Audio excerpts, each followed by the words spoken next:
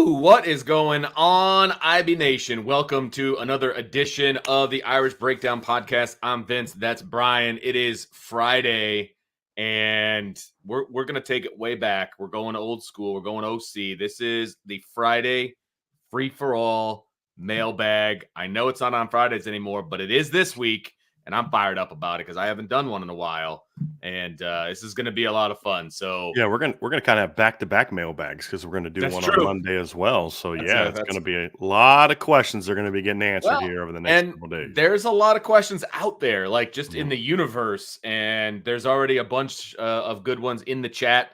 And let's have some fun with this thing, Brian. They're all over the place. I can tell you that. There was some history ones.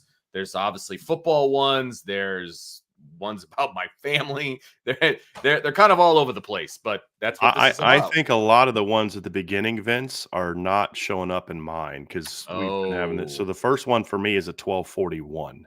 Okay, let me. And it's Joe Allen's question. So you might have to actually open the chat up and bring up. I've got 1217 as my first. So one, you're gonna have to bring up some of those, but we can start off with a super chat though. Okay, let's do it. And rolling. Tyler Evans, thank you so much for the super chat. Will Howard to OSU, is this a panic move for Ryan Day? A little bit. It doesn't mean that Will Howard's not a good football player. He's a good football player. He's just not – I mean, he's just not – let's just say this. He's not what Ohio State normally has at quarterback. That's fair. And, yes, I think it's a panic move. I don't think that they've recruited the quarterback position very well in recent seasons. Mm-hmm. And I know they've landed some highly ranked guys, but not guys that I view as top players. Difference makers, yeah. Yeah, and some of the guys they've picked up late because they missed out on a lot of their top quarterbacks. And I don't know why they're having such a tough time landing their top targets. I think a lot of it has to do with Ryan Day. I don't think he's overly likable, to be completely honest with you. He's kind of a jerk. And, you know, we're like Lincoln Riley, whatever you want to say about him, he's very likable. I mean, as far as how he interacts and things like that. If you weren't a Notre Dame fan or a fan of an opponent, you'd be like, I like listen to this guy talk ball. Where Ryan Day just constantly looks either constipated or pissed, you know, just nonstop. Even when he's happy, he looks pissed. Yeah, and then when he opens his mouth, it doesn't get any better. Right. That's the problem. And he's basically been punked the last 3 years by Jim Harbaugh, and he's done nothing about it. Yeah. And that's just weakness. And so they've had a lot of problems. I mean, Devin Brown was very overrated coming out of high school. The kid they got from Idaho is a nice player, but he was the guy they got on late. They flipped him from Washington. I would imagine that kid's regretting that one a little bit. But, you know, he's a good quarterback. He'll add a dimension with his legs if Ryan Day is willing to allow that to happen. That's a good question right there. And, you know, we saw him do some things with Justin Fields, but not enough with Justin Fields, to be completely honest with you, in my opinion, to really take advantage of what he could do as a runner. In my view, I mean, Justin Fields had 484 yards and 383 yards in 2 years. Now, the 383 came in 8 games. That was during the COVID shortened season, but I mean, he never got to 500 yards. So, you know, how will he utilize that effectively? Right. I don't know. But I do think they've had some issues with their run game recently. And kind of like what we've talked about with Notre Dame, where adding Riley Leonard is going to do things to kind of protect the run game because you have a quarterback that's a runner. I don't know that I would call Will Howard the kind of runner that Riley Leonard is. But he adds a big-bodied kid that can move and you can run some read zone stuff with. So, I mean, there's some things you can do. This, to me, does not move the needle at all for Ohio State, in my opinion. It doesn't. And it's interesting that, you know, that they're talking about, well, we got our guy. And it's like, no, you got your guy after you got passed over by that guy, that guy, that guy, that guy, and that guy. Right. And that's when you got your guy. And so it's just, once again, Ohio State's in a situation where the top targets that they went after at quarterback have chosen to go elsewhere, including Notre Dame. And this is where they're going. So would you say that Ohio State is better off, the same, or worse off with Will Howard versus Kyle McCord? The same but different. Okay. Is what I would say. Okay. You know, I think that, again, I believe one of the issues that they had with Kyle McCord is he's a decent athlete, but he doesn't have great pocket presence, pocket mobility. And when your offensive line has some of the issues that Ohio State had this year, it can be problematic. for him. I mean, we talked about this when Notre Dame was heating. This is part of the reason I was so annoyed that they dropped 8 in some of that last drive, because when you were heating that kid up during the game, he was useless. I mean, he couldn't hit passes. Right. Almost every big pass he threw was when Notre Dame dropped it into coverage, because when he can sit back in her pocket, make reads, and throw the football, he can do some really good things. And so you look at Kyle McCord this year, and you look at the things that he did. He passed for 3,100 yards, 9.1 yards per attempt, a 161 quarterback rating, and he had 24 touchdowns and 6 picks. He had minus 65 rushing yards and no touchdowns. Will Howard this season only threw for 2,600 yards, only 7.4 yards per attempt, 61% completion, 140 passer rating, 24 touchdowns, 10 interceptions. But he also rushed for 351 yards and 9 touchdowns. And so, he brings a different dynamic to the game. And so your yards are going to be similar. Two kids' yards are very similar. But the reality is part of the reason Will Howard went into the portal is because Kansas State was moving on. They were ready to start the Avery Johnson era. And so think about that. Ohio State's going to try to go compete for a championship next year with a quarterback that Kansas State said, thanks, but we're ready to move on. And only ever got a starting job to begin with because Adrian Martinez got hurt last year. So he's a solid quarterback. But this is not – you went from C.J. Stroud to 2 years later Will Howard. That's not. And Ryan Day has proven that he's not the quarterback whisperer, in my opinion. And he hasn't been that this season. I mean, he couldn't be that with Kyle McCord. He wasn't that with Devin Brown. We've seen that C.J. Stroud's a pretty darn good football player. And it's interesting. Very interesting. All right. Let's move on to Joe Allen. Who do you like in the FCS title game, South Dakota State or Montana? I have no idea. I know that South Dakota State's got some NFL kids on their roster, and I think they're the defending national champs. Okay. That's about all I know. I know both those teams are good because I've heard of them, and I know that they're always deep into the playoffs and things like that. I have not had a chance to pay attention to FCS football this year. I have no idea. So I just pulled it up because I wasn't sure what your, what your take on that stuff was. All right. Yep. Here we go. Just Your Ordinary Joe, what should we expect going forward in terms of headset communication between staff and player to player? What are your thoughts? Well, they haven't figured it out yet, but honestly, it should be staff to player. Right. I think the conversation is it going to be like the NFL where it's staff to one player and then that one player has to communicate to everybody? Or is it going to be a thing that some people are advocating for, which is, you're basically the play calls going to the entire offense or the entire defense, which, that's kind of interesting. I don't know how much I like that or not. And then the other thing is there's a lot of things that are being discussed, like, they experiment with a lot of things in the bowl game. And I believe I read that in one of the games, basically, like, they left it on the entire time. Really? So, like, the coach could talk to the quarterback, like, right up to the snap. That's a terrible idea. I do not like that at all. So now – you want to talk about lack of development? You want to talk about stunting a kid's growth? Tell him where to throw the ball as he's dropping back. You know what I mean? Well, no, it's like once the ball snapped. It's like once the ball snapped. I still don't like it. It doesn't. No, I'm with you. But when it comes down to it, Vince, it's one of those things where it needs to be like 15 seconds, 10 seconds. You've got on the play clock. Once it gets to that point, you turn it off and which would follow the NFL model. I don't know. What's the NFL, like 20, something like that? I don't know what the exact number is, but I know it shuts off at some point. And that's how it should be. Now, I'm open to look. My initial reaction with giving it to the whole team is to not like it, just because I feel like it's just not what I'm used to. It's like I want the communication to be from the quarterback to the team, and I just think that there's always been that, but that's more of what I'm used to, the way that I think it should be, as opposed to dismissing something because it's not a productive idea. So I'd be open to the idea of someone explaining me the value of everyone getting it over having the quarterback do it.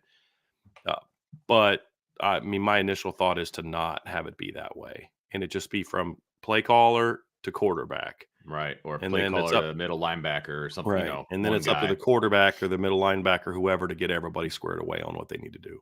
Yeah. Yep. I agree. They would get rid of all these stealing signs Yeah. and everything else. And they're Well, still no, I going to mean, be, you'll you're still going to have if signs you from the want to cheat, sideline. you're going to try to find some way to Oh, tap sure. into their communication. And look, if you're dead set on cheating in that direction, there's always going to be something you can Right. do. No It's doubt. going to lessen a lot of the normal sign stealing that I don't view as cheating. Right. Right? Like if Exactly. you're The just going to in-game use this, stuff. right? If Yeah. you're going to use the same calls year after year after year, and we figured it out, that's on you. Right. If you make it super simple for us to be able to look at your cards and know what you're calling, that's no. If your offensive linemen are making line checks and it's obvious what you're checking to when you make, then that's part of the game. It's like Right. baseball. It's like when you're if you're a Major League Baseball catcher and one's fastball, two's curveball, three's changeup, you deserve to get your sign stolen, right? That's just part of the game. That's why you mix things up and you do all this other kind of stuff, right? But what Michigan was doing was just, I mean, it was so beyond the scope of Oh, of 100%. it, and 100%. it will get rid of some of that, some of the Right. normal stuff. But if a team like Michigan is dead set on cheating to that capacity, they'll just try to find ways to tap into headsets Sure. or something like that. I mean, Sure. that's just the Record reality. practice and things of that nature. Right. Like, I mean, that's been done before at the NFL level. Right. All right. Just Ordinary Joe has a few questions here. So let's wrap into some of them here. He says, what are the top 3 drivers of a player's desired jersey number? I do find this to be interesting because I'm big into the jersey number thing. Some favorite player or a relative. You know, my dad wore number 7, or my dad wore number 22, or my favorite player. Like for me, I wore number 7 in college when I could get it, because that was John Elway's number, and I grew up, John Elway's my guy, and so that's a big part of it. It's that. Yep. There's also kind of, maybe there's your reputations at certain schools for certain numbers. You want to get that number because of what it means and signifies. It could be, like I said, a relative. It could be you just think it looks cool. It could be something like, this is the number you got handed to Pop Warner, and you balled out and you just stuck with it. Yep. And it's your number. It's what makes you unique. But I would say those are the 3 main: tradition of a position at a school, your favorite player, or remembering someone in your family. It's my dad's number, my grandpa's number, whatever. Or 3, it's like I said, it's kind of what you got when you're young, and you just roll with it, and it's kind of and sometimes guys will do things to be different. Sure. We've seen like Devin Gardner wore like 98 it was to remember, I think it was like Mark Harmon's dad, I believe is what it was. Right. And then Devin Brown wears 33 as a shout out to Sammy Ball. Right. So, I mean, but that's the tradition part that I was talking about. Right. As well. That would be my guesses on why guys pick certain numbers. And at least that's been my experience with not just myself, but my players. And then some guys, it's for style. I want a single digit. Why? It looks cool. Oh, yeah. I'd rather wear number 11 than number 87. Why? It looks cooler. Right. And you know what? This is what I believed as a player. So I could never give my players crap for silly things like that, because I was that way. Yeah. You look good, you feel good, you play good. That was always kind of my thing. My son had a funny way of picking his number when he was a kid. He picked 13, and he's been 13 pretty much, the whole way when he's had an option. You know what I mean? When you're younger, you got to take whatever's there. But he picked 13 because he goes, Dad, every time we go to a travel tournament, all the best players wear single digits. He goes, I don't want them to see me coming. Yeah. I was like, okay. This is like when he was like 10. I was like, okay, I'll take that. I like that mentality. So everybody has a different reason for it. And I think it's always very interesting. I love numbers, though. Just like, Jordan Faison's like, dude, I need you to be in a single digit. Like the 80 doesn't work for me. I don't know why, but like, things like that, I find very interesting on why guys choose certain things. So I'm sure he got 80 because that's what was there as a walk-on, because walk-ons aren't getting, first pick when it comes to jersey numbers. He's going to get a receiver number. Yeah, exactly. Yeah. I definitely want him to change to something smaller. Yes. Like he's so small that like the 80 like wraps around him. You know what I mean? It's like you got to go single digit, man. Yeah. He needs to be like 1 or 2 or something like that. Yeah. 100%. So a baller number, or even something like 25, 23, like a baller number. Yes. Right. Because those are 2 pretty decent. Those are baller numbers at Notre Dame. That played in Notre Dame. Now, of course, Notre Dame's last Heisman Trophy winner was a a guy that 81. yeah, exactly, a guy that wore Yeah. the 80s. Yeah. So I This mean, is it's true. not like you can't be a baller. Jeff Samardzija wore an 83, Yeah. right? So I mean, we've seen ball, but it's just I don't know, man. It's especially if you're a little guy. Right. Right. Exactly. All right. We got a couple more here. Here's one from Michael Pate. I think for as good as the defense was this past season, it has potential to get even better. Do you agree with this assessment? Any players stepping up that come to mind to make this true? Yeah, I mean, we discussed this a little bit yesterday, Vince. It could be Yeah. better.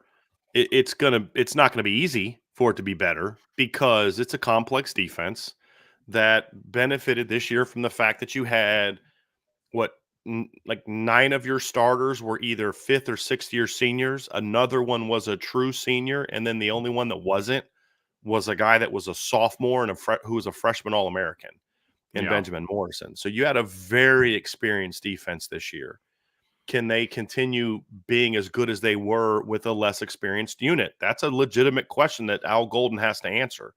Yeah. But the counter is you're going to be longer this year. You're going to be bigger this year. You're going to be more athletic this year in most positions. And with the exception of field corner, because obviously you're not going to be as long or as big as you were there. But at linebacker, you're going to be bigger. I mean, Drake Bowen's bigger than JD JD. Bertrand. You know, your rover is going to be bigger. You're going to be a little smaller at will, obviously, depending on who's there. You're going to be bigger at a lot of spots. And so, but you're definitely going to be more athletic Yeah. across the board. I mean, I have an article out today at Irish Breakdown where I talk about the field end position and how it was funny. That position has gone from a major concern each of the last 2 years now, going into 23 and now going into 2024, but for completely different reasons. Last year was who's going to flip and play big end? You Yeah. know what I mean? And how's Javonte Jean-Baptiste going to be? I have no idea. To now it's like, holy moly, you lost Javonte Jean-Baptiste and Nana. Those are two big losses. How are you going to handle the position? You know what I Right. mean? Crazy. But you look at it and you're like, if it's Josh Burnham and RJ Oben, you're more athletic than you were last year at that position. Sure. Your potential is more at that position than what it was this past year. Now, Josh Burnham's going to be a junior next year, going into really his second full season playing defensive end. Javonte Jean-Baptiste was a 6th-year senior.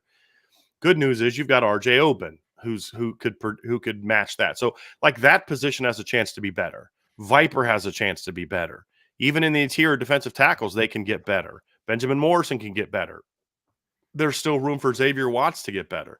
And so then if you're not as good at linebacker from a consistency of execution standpoint, which I don't expect them to be, you can kind of counter that by saying, but we're going to make more plays because, Drake Bowen is 2 inches taller, 15 pounds heavier, and more explosive athletically. Maybe he's not as fast, but he's more explosive athletically, that kind of thing. And that's how you get better, Yeah. in my opinion. And any player stepping up, I mean, that'll be determined. My hope, obviously, is that Josh Burnham is one of those guys that steps up. They need Jordan Patelho to step up. Yeah. They need a Don Schuler to step up. They need the 2 young corners to step up and play. Because, again, it's like with any position, Vince. It's one thing to come off the bench. It's another thing to be the guy. Right. It's Oh a yeah. different deal. Hold it. And so they've got to prove that at that position.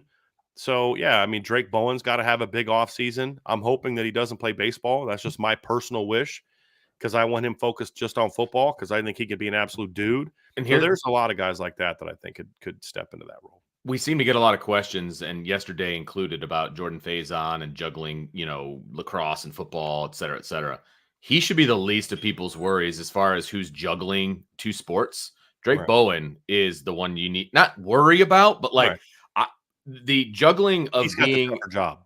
well, 100% being an everyday baseball player, like an everyday baseball player, because he plays third base in the infield, right?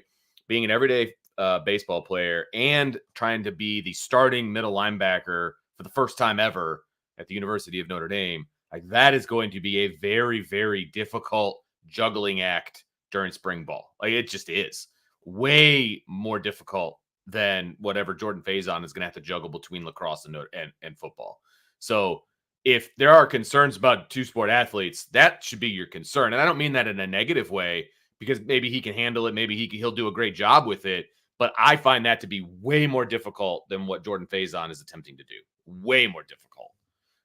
It just doesn't translate. They're like those 2-sport lacrosse and Notre Dame wide receiver translate to each other a lot better than third base and middle linebacker to me, and I've coached both sports. I've never coached lacrosse, but the carryover isn't the same. And so that would be my, I don't know a better word than worry, but like, that's what I would be focused on if I was a Notre Dame person that was, concerned about two sport athletes at Notre Dame. So, all right, let's see here. This is an interesting one from your ordinary jokes. This is something that's on my mind a lot. Looking back at 2023, what grade do you give yourself in the realm of work-life balance? C for me, and that's an upgrade over what it had been, because that's something I tried to be better at and still not anywhere close to where I need to be. Still don't get enough sleep. Still don't spend enough time with my family. Definitely don't spend enough time with like my parents and my nieces and nephew and things along those lines.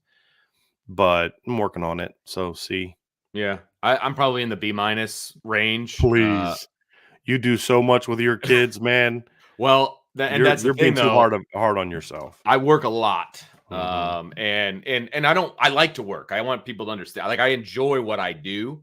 But like, if you look at our calendar, like every night there's something going on, and usually it's work related, right? But you're right. I try very hard, and Brian knows this, because I'm sure he gets annoyed with me at times, but I try to put family first and work around it. You know what I mean? But then that ends up filling up all of the day, essentially. Mhm. So I would say, Brian, more specifically, I need to do a better job of spending time with my wife.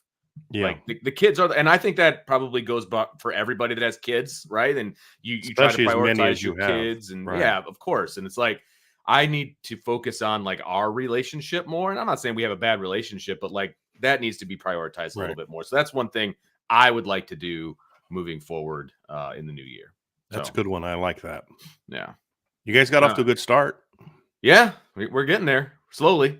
But 20 years, Yeah. that's how it works, man. All right, Kevin Park. What are 25 recruits told of possible coaching changes? Do they warn them of the possibility? I mean, there's no need to discuss that until it's a thing. Yeah. I mean, look, there's no need to say, hey, Al Golden might leave, and then he Right. doesn't. Now, what you don't do is you don't lie to him. And if you know something's going to happen, you don't, like, let's say Notre Dame's got 5 kids committed in 24 and they're going to sign in February. They don't. I'm just making a point. And Al Golden's leaving 3 days after signing day, because Urban Meyer did this to Notre Dame back in the day. You tell them, hey, listen, just Coach Golden's going to be leaving. We're not going to announce it till after signing day, but he's going to be leaving. You're just honest. But there's no need to tell kids that, hey, this guy might leave if you don't know that he's leaving. So I don't think it needs to be discussed. If a kid asks about it, your answer is, listen, we have a great coaching staff. People are always pursuing our coaches. Sometimes our coaches are going to get opportunities that it's best for them and their careers and their families to take that position, whether it be, going from a position coach to a coordinator to a head coach, a giant pay raise, that comes with a move. Who knows what it is? But, sometimes when you have great coaches, people are going to take them. But you have to trust me as the head coach to make sure that if that happens, I'm going to replace them with people that are just as good, that have the same values that Coach Mickens had, or whatever the case may be. And we saw Logan Saldate said that after after Chancey Stuckey got fired. He said, I'm just going to trust Coach Freeman to, make the right decision. And that's ultimately why you don't just recruit kids to come play for you. It's not just coming to play for Mike Mickens. It's not just coming to play for Al Golden or Joe Rudolph or Dylan McCullough or whoever, right? Al Washington. It's you're coming to Notre Dame to be part of something greater. Yeah. And as long as Marcus Freeman's the head football coach here, everything that we do is going to be geared towards that. That's the sales pitch, right? That's what it's towards. And, your position coach leaving doesn't change the degree that you said you wanted to get from Notre Dame. It doesn't change the goals that we have as a football program. And so that's the message. There's no need to talk about something that may not happen. Now, when I mean may not happen, I mean if Al Golden's actively interviewing for defensive coordinator jobs, for example, this is just a pure hypothetical, because right now I don't believe that he is right now. But and a kid asks you about it, you're honest with him. Sure. Yeah, look, Coach Golden's got a lot of NFL teams coming after him. He's interviewed for a couple jobs, but we're trying to keep him to stay. But and then you do that. If you Yeah. don't lie about it, you just don't need to talk about something that right now isn't a thing. It's like, who do you think is going to jump in the portal? Well, I don't know. Right now, the portal window is passed. So right now, nobody. Now, some guys are going to jump in the portal after the spring or whatever. I mean, that's fine. But right now, I'm not going to speculate about things that aren't there, and coaches Right. shouldn't either. You talk Yeah. about what we know and what you know, Right. and that's the key. And I will also say, as a recruit or as a recruit's parents, it's naive to go into the whole recruiting thing, especially as early as some of these guys are getting recruited, and to assume that the same position coach is going to be there 7 years later when you leave the university. So I think it is the responsibility of the recruits and the recruits' families when you're looking at schools. Yes, the relationship with the coaches is important. Don't get me wrong; it is important. But you also have to look at the school. What does the school offer you? Do they offer what you're looking for educationally, academically? Or do they offer what you're looking for if you're wanting to go to the NFL? I mean, are they developing players? What is it that you're looking for as a recruit? And you have to make sure that the school itself provides that. And then it gets enhanced by the relationships with the coaching staff. That's how I would say to go about it. Like, we're doing the recruiting thing in our house. And right now, it's all about, what does the school offer you? Is it going to set you up for what you want to do academically? You know what I mean? Is the rigor there? And then at the same time, what is the football program like? Et cetera, et cetera. So you have to go into recruiting not just looking at the relationships. It's bigger than that. At least that's the way I look at recruiting. That's the way it should be. Yeah, and it's not always the case, but that is the way that it should be. I got one from Brandon here. This is the one that was supposed to be a super chat. He says he got charged for it, but it didn't show up. So just read you don't need to read the question. Just read the question. You don't need to read the other part, but I wanted to get to this. Gotcha. It says, what 24 Notre Dame commits do you think deserve to be at the All-American Bowl? Who would you have liked to see rewarded with the All-American Bowl invite? Well, there's some guys that should have been in it, either this one or the Under Armour game, one of the two. Yeah. I mean, obviously, CJ was in the All-American Bowl, but chose to go to Notre Dame early instead. And so that's why he backed out. And Makes sense. Gerby Lambert was supposed to be in it, but he had some sort of injury, and so he's not playing in it. So you've got Kingston, Cam Williams, Keedron Young, and Bryce Young. I don't know how Aeneas Williams isn't in one of these games. When you look, he's a top 150 caliber recruit. He put up monster numbers in high school. I don't know how Aeneas Williams isn't at one of these events. Like, I mean, the kid's Missouri Player of the Year, right? And so he should be in one of these. I mean, Micah Gilbert played in one of, like, the Army Bowl, which is a new bowl game that the Army now sponsors. He played in that. Micah Gilbert played in that. Bodie Cahoon played in that. Leonard Moore was supposed to play in that. Now, I think you could make a case for, in my opinion, for Logan Thomas, who had a really good year at St. Edward for a team that went to states. Bronte Johnson couldn't. I think Bronte probably would have been in one if he didn't get injured. Okay. He's another one that probably would have played in one, but he's got an injured shoulder. I'm trying to think of some others. I mean, those are the primary guys to me that really should have been. So you had the 6 that were named in the Army Bowl or the All-American Bowl. You had 6-year 23. Aeneas should have been in one of them. I'd argue Logan Thomas should have been in one of them, and probably Micah Gilbert should have been in one of them with the year he had. Those would be the main ones, and then Bronte, if he wasn't injured, those would be the main ones that I'd look at as guys that should have been in some kind of major bowl. I mean, Bodie Cahoon had stupid numbers this year. I mean, just insane numbers. So, he's a guy that I thought should have been in one, but he did play in one of the All-Star games. It's the one that I think Tom Lemming, now does, but it's with the Army. Oh, okay. So the Army now sponsors a bowl game, but it's not the Army All-American Bowl that it used to be. It's now the U.S. Army Bowl. They've picked up a new venue. Right. And so Bodie Cahoon, Micah Gilbert, and Leonard Moore were picked for that one. Gotcha. Michael Pate says the 2015 and 17 teams are two of the biggest what-if teams of the past decade. Who do you think would win if they squared off? Same question for 18 and 20 playoff teams. I think 2017 probably would have won because they were coached better. The 2015 team had better players. I mean, that 2015 team is the most talented Notre Dame team has had that Notre Dame has fielded since 1992. I mean, that's how. I mean, that team, Vince. I mean, think about it. You had 3 first-round picks. I'm sorry. You had 3 first-round picks along your offensive line. You had a second-round draft pick, a quarterback who didn't even begin the year as a starter.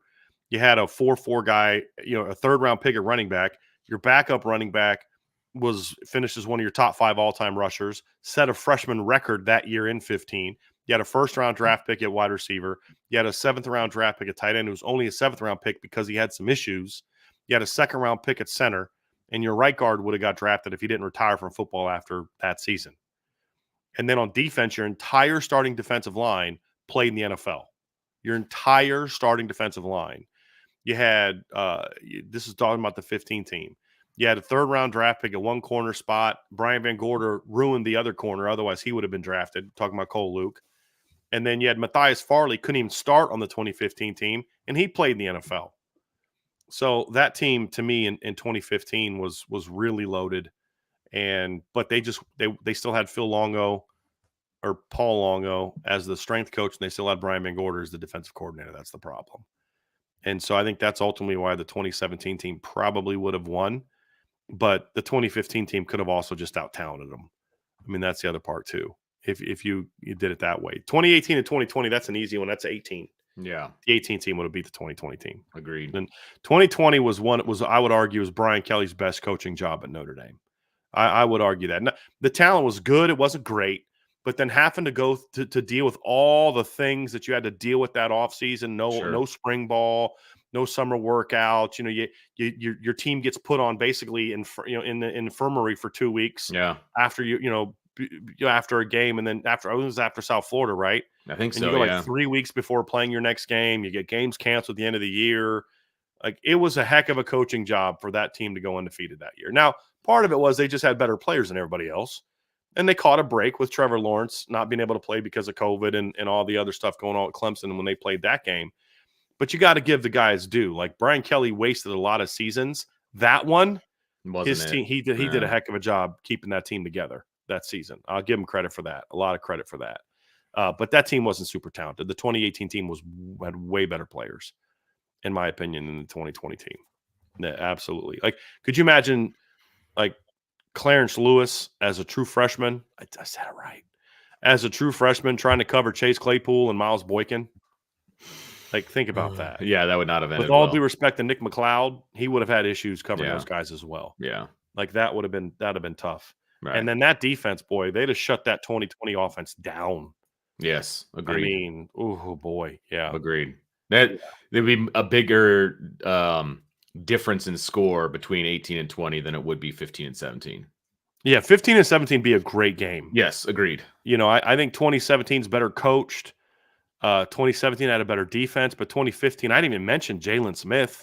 Right. I mean, duh. You know what I mean? Like, so I'm back and forth on 2015. 2015 might have just out-talented them and got the win, but it would have been a heck of a game. I don't think 18 versus 20 would have been very competitive. Agreed. To be honest. No, that's exactly right.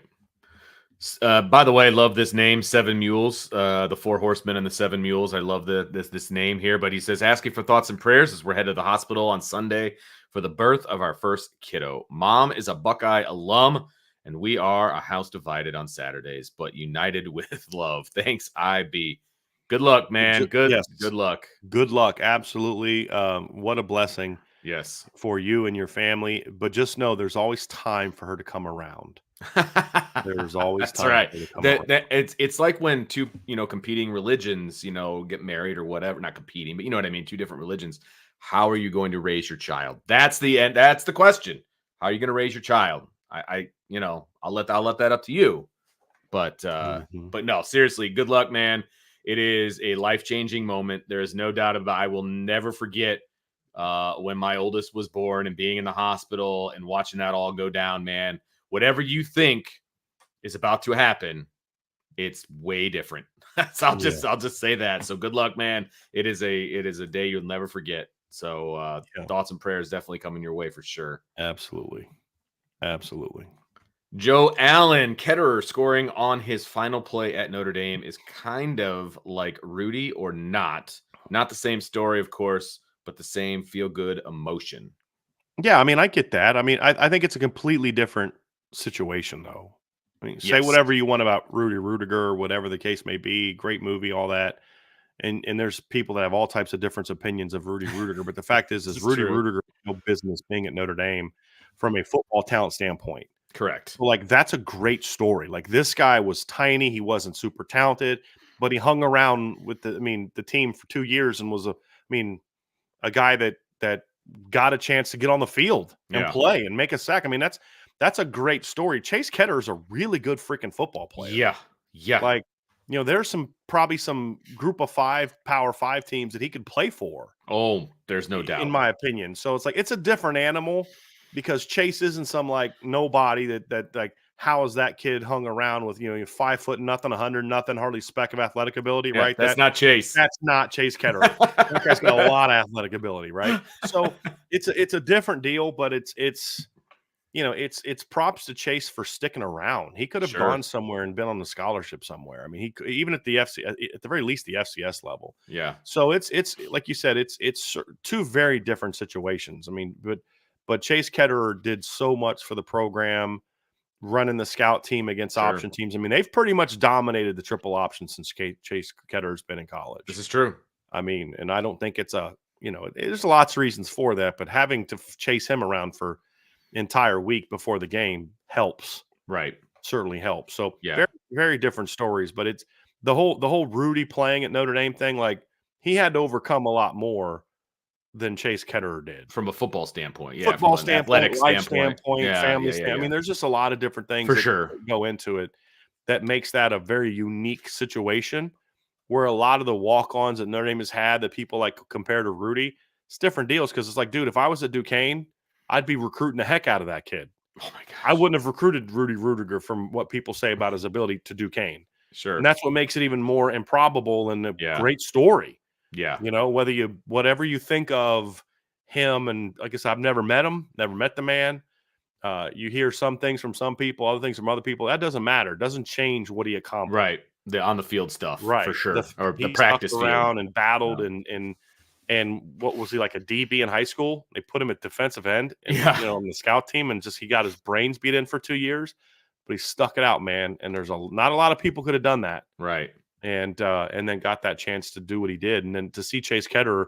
Now, Chase Ketterer's situation is still pretty awesome. Absolutely. For everything he did in his career, and then be able to finish his career, the last play he ever played, scoring a touchdown, that's awesome. Yeah, it is. Yeah, that's a great career. But that's more recognition of this kid's done a lot for you as a football player. It's the payoff. Yeah. You know what I mean? Like, that's like the ultimate payoff.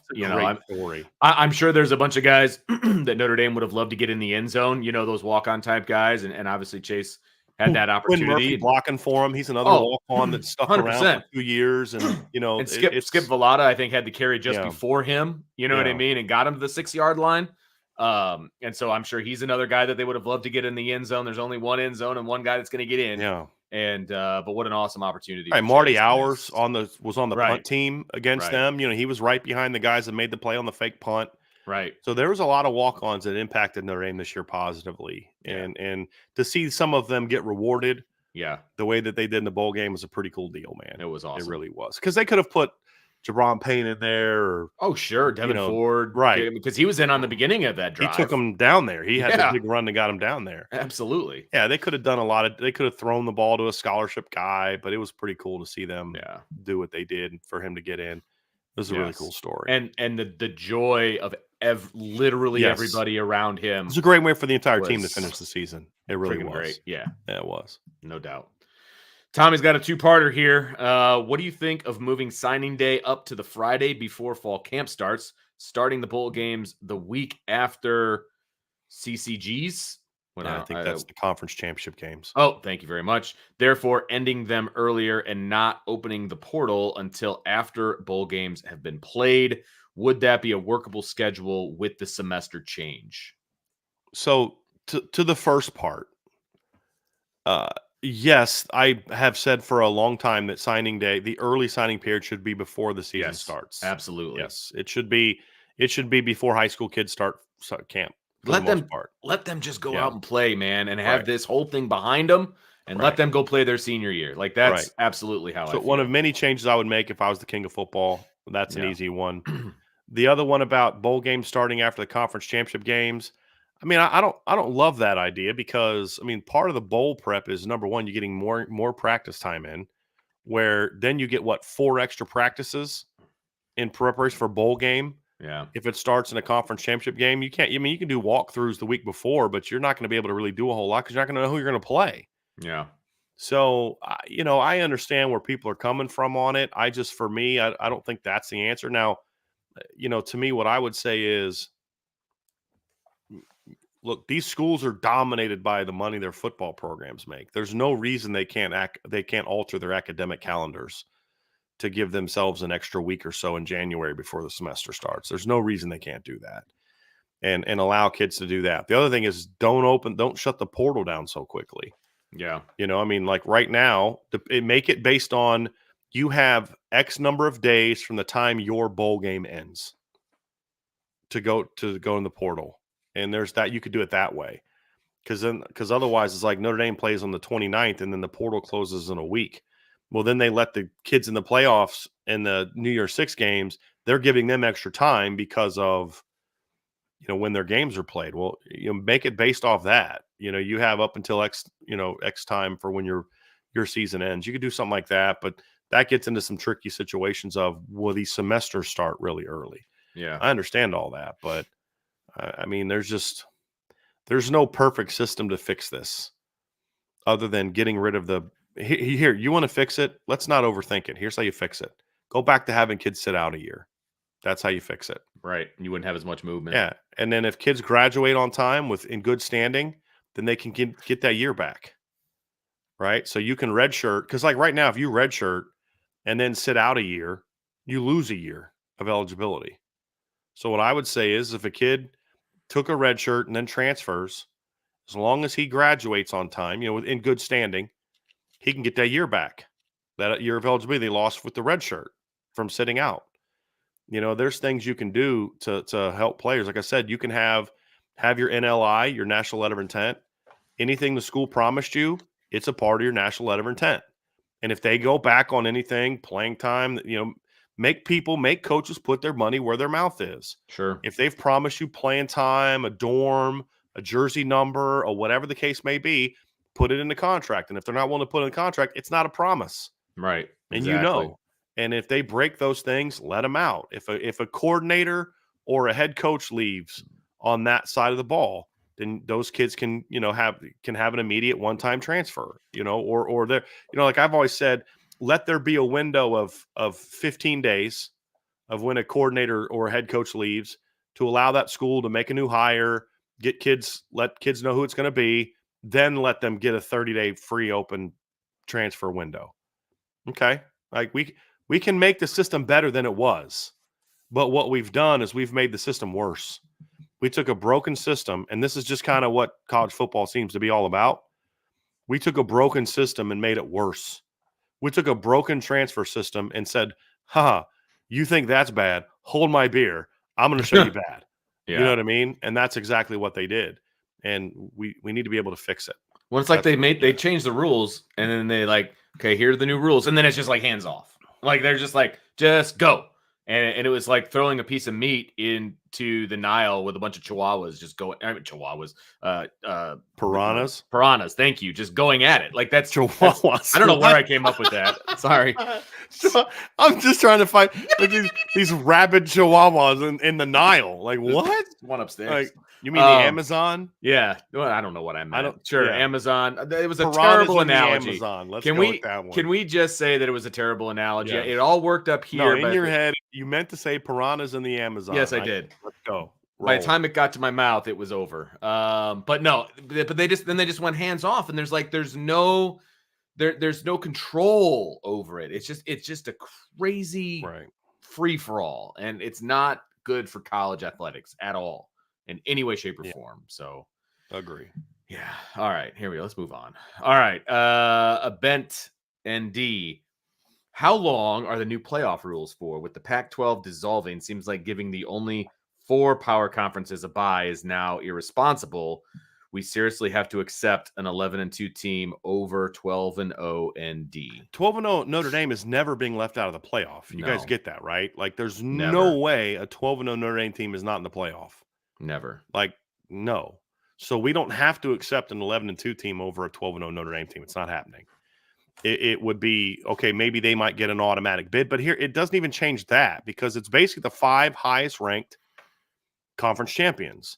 So there's a scenario in which 4 of the 5, or is it 6? No, it's 5, right? What are you asking? What was the previous rule? It was 4 of the top 5 conference champions will get a bye. Right, but there's an automatic bid associated with others. There's an correct? automatic bid for the 5 conference champions for Power 5, and then Power one, Fives. and then the highest ranked group of 6, group of whatever. 5. Yeah. Yeah, so I mean, you could make it to where, you could change the rule to where you only have 5. It's the 5 highest ranked. Then that way, if the Pac-12 doesn't have a team ranked as high as the group of 5, then the group of 5 team is the 5th automatic.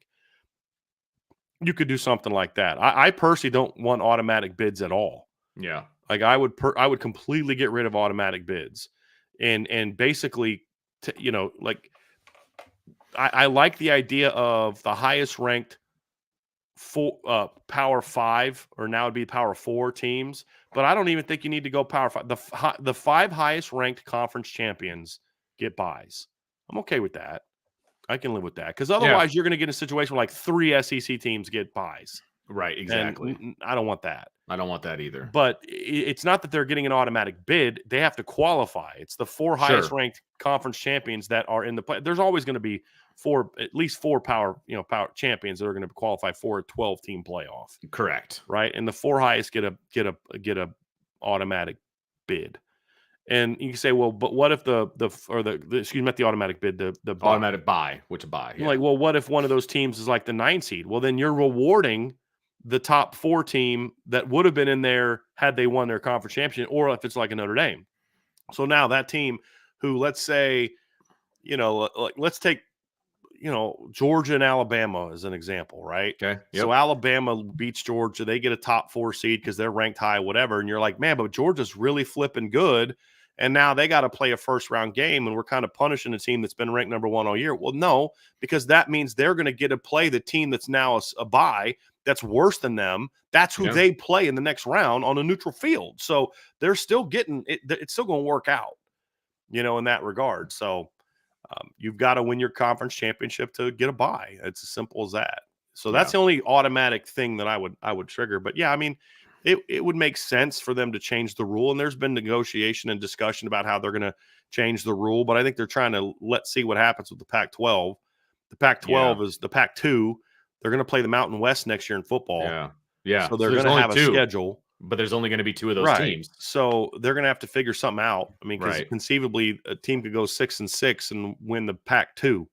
Right. And you're going to, because those 2 are automatically in the Pac-12 championship or the Pac-2 championship. and whoever wins that game, so there's going to be some sort of negotiation that will eventually happen. Agreed. That'll say, hey, look, it's just the 4 highest ranked conference champions get the first round bye, and that's it. No automatic bids. Right. The only other automatic bid is the highest ranked group of 5 gets in.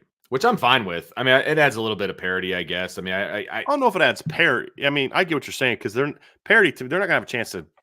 I'm sorry, man. I cut you off. Go ahead, Vince. No, I don't think they're gonna have a chance to win. I just think it allows for that next tier of teams. If you're gonna continue to have this group of 5 and Power 5 format, right, and not go to like the Chip Kelly, there's 65 teams in the independent, whatever. I kind of like where he was going with that. But if you're going to continue with 133 teams, okay, and this still leaves that carrot out there for the next tier down to have something significant to play for. And I don't really mind that. I really don't mind that at all. Oh, So I just don't see a scenario in which the Pac-2 is going to have a bid. I don't know I don't I don't either. know the mechanism for it, but Right. it's not going to happen. No, It's you not gonna happen. can't. That it cheapens the entire thing if they end up doing that. Like Yeah. if it's like you said, let's say it's a 6-6 Yeah. team. Now I don't think it'll be 6-6. I think they'll probably have some success against the Mountain West. Maybe not. Maybe I don't Right. know. But they're not going to qualify. I Right. wouldn't think, and so they're going to have to do something. Yeah. And Well, they and it's like, and somebody just said like they don't think the Group of Five should get in because Liberty was the best Group of Five team and they got destroyed by Oregon. First of all, Liberty should not have been the highest ranked Group of Five team. They were only that way because they were undefeated.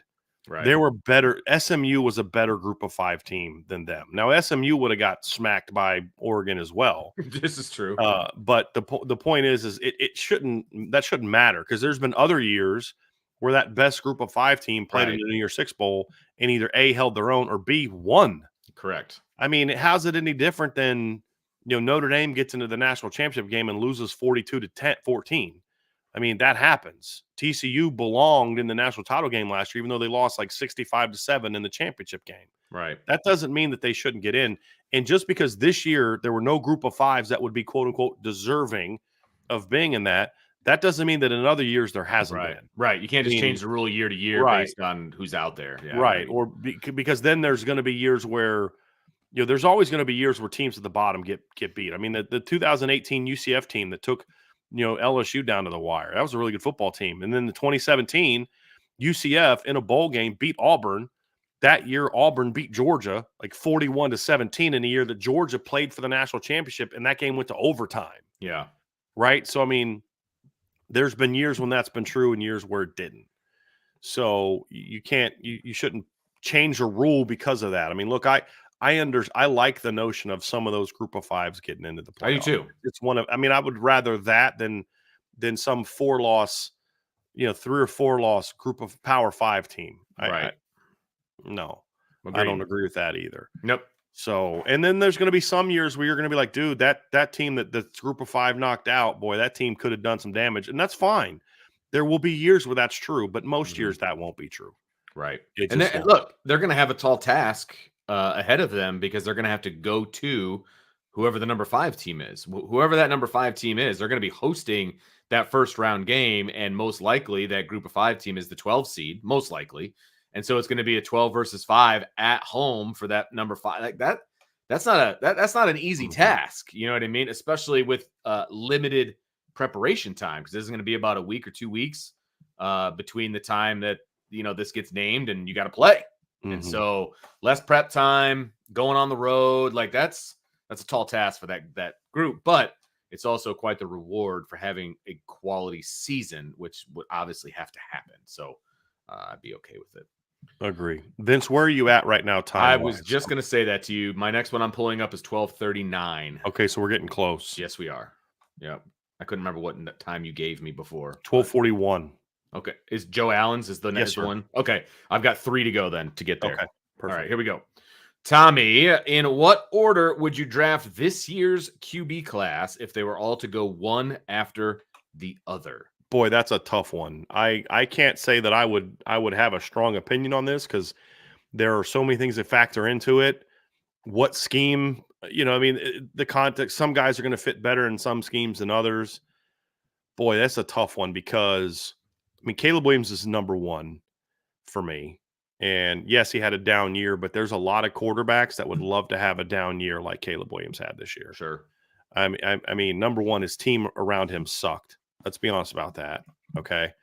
But the kid still went out there this year and passed for 3,600 yards, 9.4 yards per attempt, had 30 touchdowns and 5 picks. And he had 11 rushing touchdowns. There's a lot of quarterbacks that would love to have a down year and have 41 touchdowns and 5 interceptions and have, over 3,700 yards of offense on a bad team, in 12 games, right? Like the kid's pretty good. And he has really good physical tools.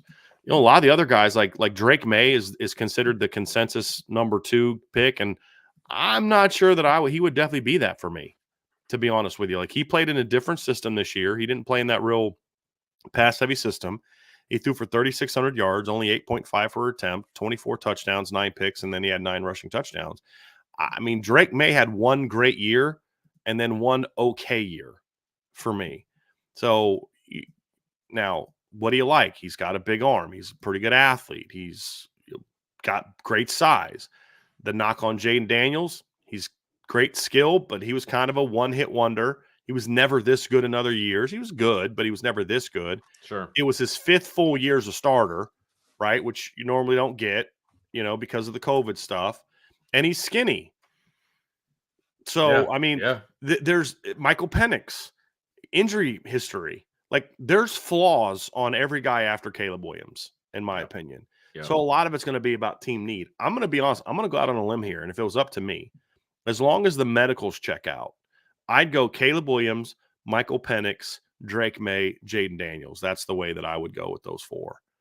And then after that, I'd have to go look and see who else is even who else is even available. Yeah. I mean, because like there's other guys that I mean, I wouldn't be in consideration for me. It would be like Spencer Rattler's not in this conversation. And, I'm not a huge Michael Pratt guy. He's got a lot of tools, but he's never really blown me away. Bo Nix is a really talented kid.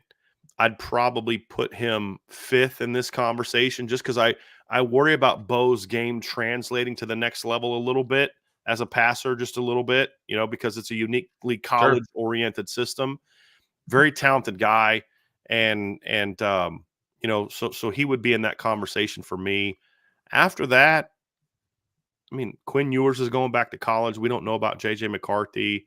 I think Shador Sanders is coming back, isn't he? Yes, yeah. Okay, no, he's going back to school. So, I mean, after that, there's a big drop-off between those 5.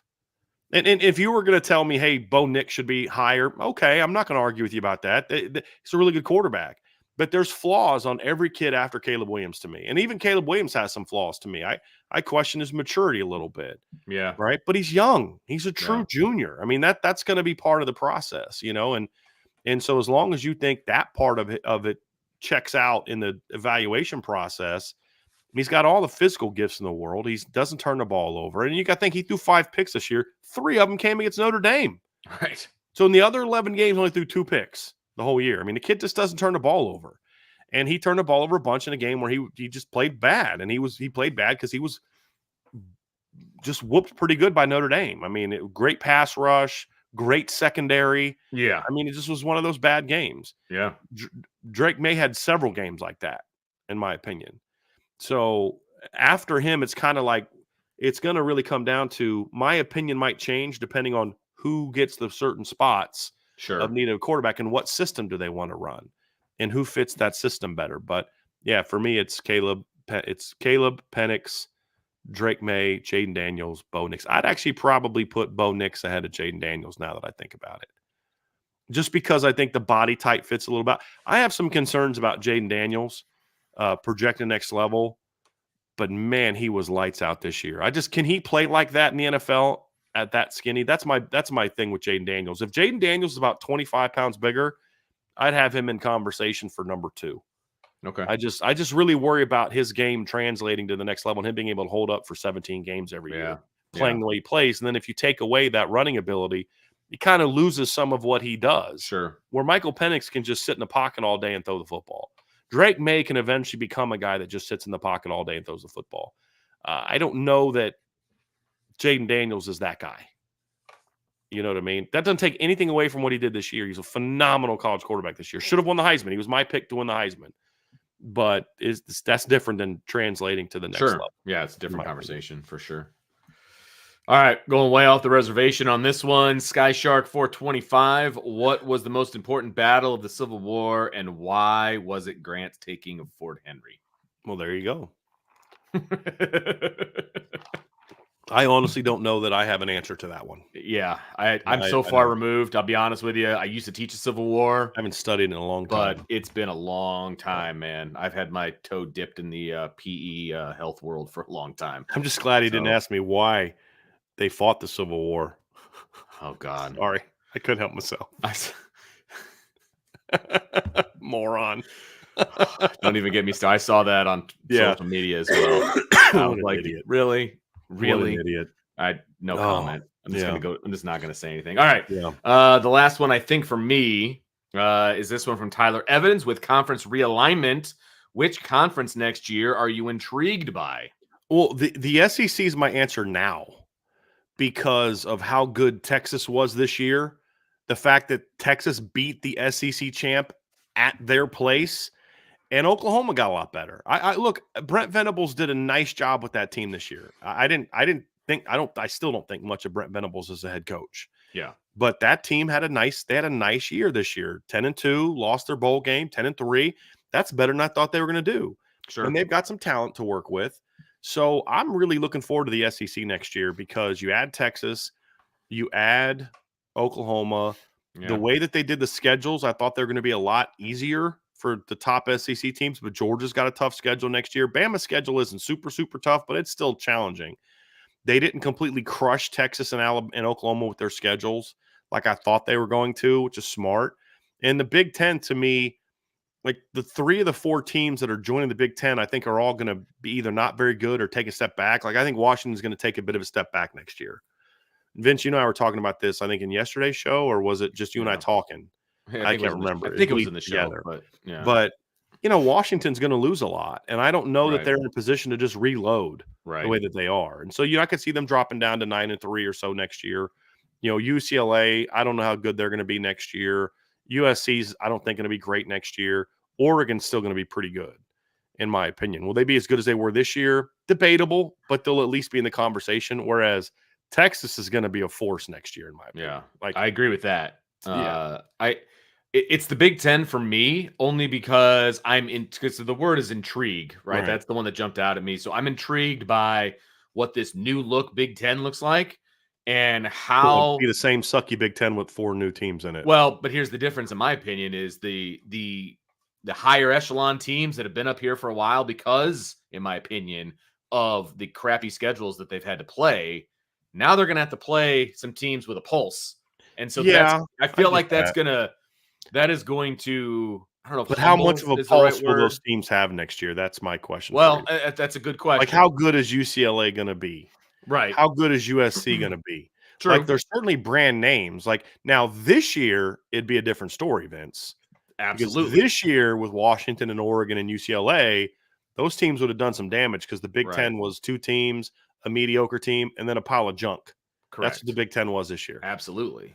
Whereas, like, so that, but it definitely upgrades the middle of that conference. Yes. And then the top of the conference is better because I think Oregon's a better football team right now than Penn State. Yeah. So I just think it's going to humble some of these teams. You know what I mean? So. Like, but is it going to humble the Michigan and Ohio State? That I don't know. That we'll see. We'll find out, I guess, partly on Monday. Yeah, we'll see. Big Ten versus Big Ten battle in the national title game. The fact that they play again next year in the regular season is fantastic. At Washington. Yeah. I am intrigued by the fact that, Michigan still is going to be a good team next year. There's whoever the coach is, they're still going to be a good team, but they're actually going to have to bring it more often than they had to this year. Let's put it that way. Agree 100%. Yeah. Agree 100%. They're going to have to, yes, their schedule is much tougher next year. Now, Ohio State's schedule is not quite as tough. Sure. But it's not a cakewalk either. And as we've said before, I'll give Ohio State a pass on some of those years where their conference schedule is not real tough. Because I have said this before, I do think Ohio State does a good job of trying to schedule solid out of conference. Agreed. Next year, they don't. Next year, I'm going to be a little critical of Ohio State because they play Akron, Western Michigan, and Marshall. I'm sorry. That's their out of conference. That's their out of conference. But they play at Oregon, at Penn State. They got to play Michigan. They got to play Nebraska at home. They got to play Iowa at home. I mean, so it's a softer schedule compared to the others. But as I've said before, I mean, you look at who Ohio State has played non-conference in recent years. Sure. They try. Notre Dame the last 2 years. They've played Oklahoma recently. They've played Cincinnati recently, who's a pretty good group of 5 team. So next year, we'll see. I just hope it doesn't become a pattern. Yeah. And I don't think it is going to be a pattern. If I remember correctly, I thought they played somebody good in 25. But, yes, they play Texas in 2025. Okay. So I'll give them that 1-year pass of a softer non-conference in this craziness of all the conference realignment. Because once again, after a home and home against Notre Dame, they take 1 year off and then they go home and home against Texas. Right. Okay. I'll give you that. And then they play Ohio U and UConn. Those are, at different times have been decent teams. And they are doing a home and home, by the way, with Texas. Yes, they are. They go back to Texas. And then in 2027, In they play Alabama. They play Alabama. Right. Yeah, I was just looking at it. Yeah. Right. In a home and home. The next 2 years, home and home with Alabama. So props to Ohio State for, so I'll give them a pass that 1 year. Right. So we'll see how that plays out. But to me, the SEC, Vince, you're adding two better teams. Of the teams joining a new conference, I think two of the three best will be the teams joining the SEC, because I do think Washington takes a step back next year. Okay. I think there's a case that two of the three will be from the SEC. But just overall, the SEC was down this year, in my opinion. It was a very overrated conference this year. But it's a conference that's going to quickly get back to being good, because you had a lot of unique situations this year. Sure. You had some injuries on some teams. You had some teams that had some losses. You have new coaches taking over. I mean, look, say what you want about Brian Kelly. LSU is always going to be good while he's there. My beef, I've never said Brian Kelly's going to fail at LSU, unless by failure, meaning you don't win a championship, because I don't think he's going to win a championship. But they're always going to be 9-3 or better, in my opinion. Florida, let's see what they can do under Billy Napier. But, Hugh Freeze coming back into the league at Auburn. Auburn's going to be good. Bama's going to still be good. Ole Miss is doing a great job right now under Lane Kiffin, right? They're very good. Tennessee with Josh Heupel, he's doing a great job there. Missouri under Eli Drinkwitz is doing a great job, and they're bringing in a lot of talent next year. Like, this league is going to be back to being really good again next year. So, like, this one down year that they had is, it's a bummer that they had a down year for them. But they're going to be back next year, and it's going to. Now that you add Texas and Oklahoma to that league, it's going to be strong again next year, right? And Kentucky's had a great offseason from the portal. I mean, they're landed some good players, in my opinion, in the portal. So I think the SEC is going to be a much more. And I'm shocked at how much they really challenge these teams with their schedules. I'm really surprised at how much they're doing that. I mean, have you seen Georgia's schedule for next year, Vince? Well, it has to be harder than it was this year. Oh, I mean, here's my thing about Georgia this year. You are correct. Their schedule here's a joke. But I've always said I give Oklahoma a pass because or Georgia a pass because their schedule was made that way because of conference decisions. They were supposed to play Oklahoma this year. But the conference nicked it when Oklahoma joined the SEC. When they decided to join in, yeah. Correct. And by the time they nixed it, there wasn't anything. Right. Yeah. Which makes sense. I get that. Yeah. I totally get that. Yep. And speaking of Georgia, I rifled through Ohio State's schedules moving forward, and I realized it's a long time away. They got a home and home with Georgia starting in 2030. Yeah, and that's they've played Oklahoma recently under Urban. So they played TCU 1 year. I'll never bang Ohio State for what they do out of conference. Sure. And they've done this my whole life for the most part. They've been willing to. I mean, when Jim Truss was there, they played Texas in a home and home. Remember that? They played USC when Pete Carroll was there in a home and home. So I got no beef with Ohio State. So that one weird year during all the conference realignment, they didn't schedule tough out of conference. Okay, whatever. It is what it is. I'll be critical of their schedule next year, but not criticize Ohio State because they've always shown, even the good in-state Group of 5 teams. They'll play Miami of Ohio when Miami of Ohio is good. They'll play Cincinnati when Cincinnati was pretty good. You know what I mean? Like, they're not afraid to play those teams. And then, of course, like you said, they played Notre Dame, Texas, Georgia, Alabama. Props to them. And this isn't the first time they've played Texas. Again, they played Texas in the 2000s in a home and home with Vince Young. Won 1 year, lost the other. And the year that they lost was a phenomenal game. And the year that Texas won the national championship. So I'll give them props for that. No doubt. Unlike Michigan, who's intentionally for years now played soft schedules.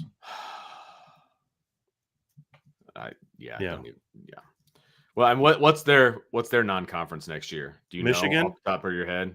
Yeah, it's pretty soft again. Let me look it up. I think they might have one decent one. Let me pull it up.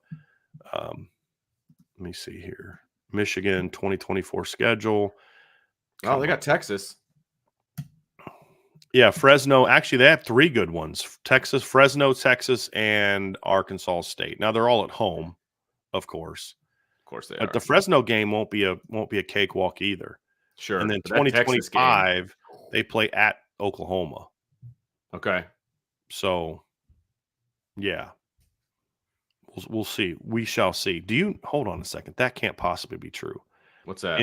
Okay, no, there it is. I was looking at their schedule and I couldn't find Ohio State in 2025. Like, there's Oh. no way that they don't play Ohio State.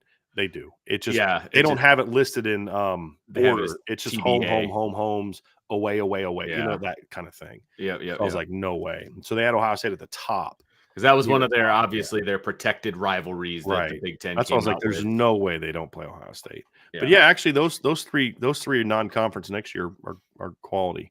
Good. And then then they've got to play home against USC, at Washington, home against Oregon, and at Ohio State. So Right. they're going to be exposed a little bit next year, especially if Good. Harbaugh leaves. They're going to catch some They're going to catch some serious L's next season. Let's keep rolling, buddy. I'm out. All right, I should say I'm Okay. out, but like I'm handing the baton. We'll pop back up. Let's do it. Handing you the baton.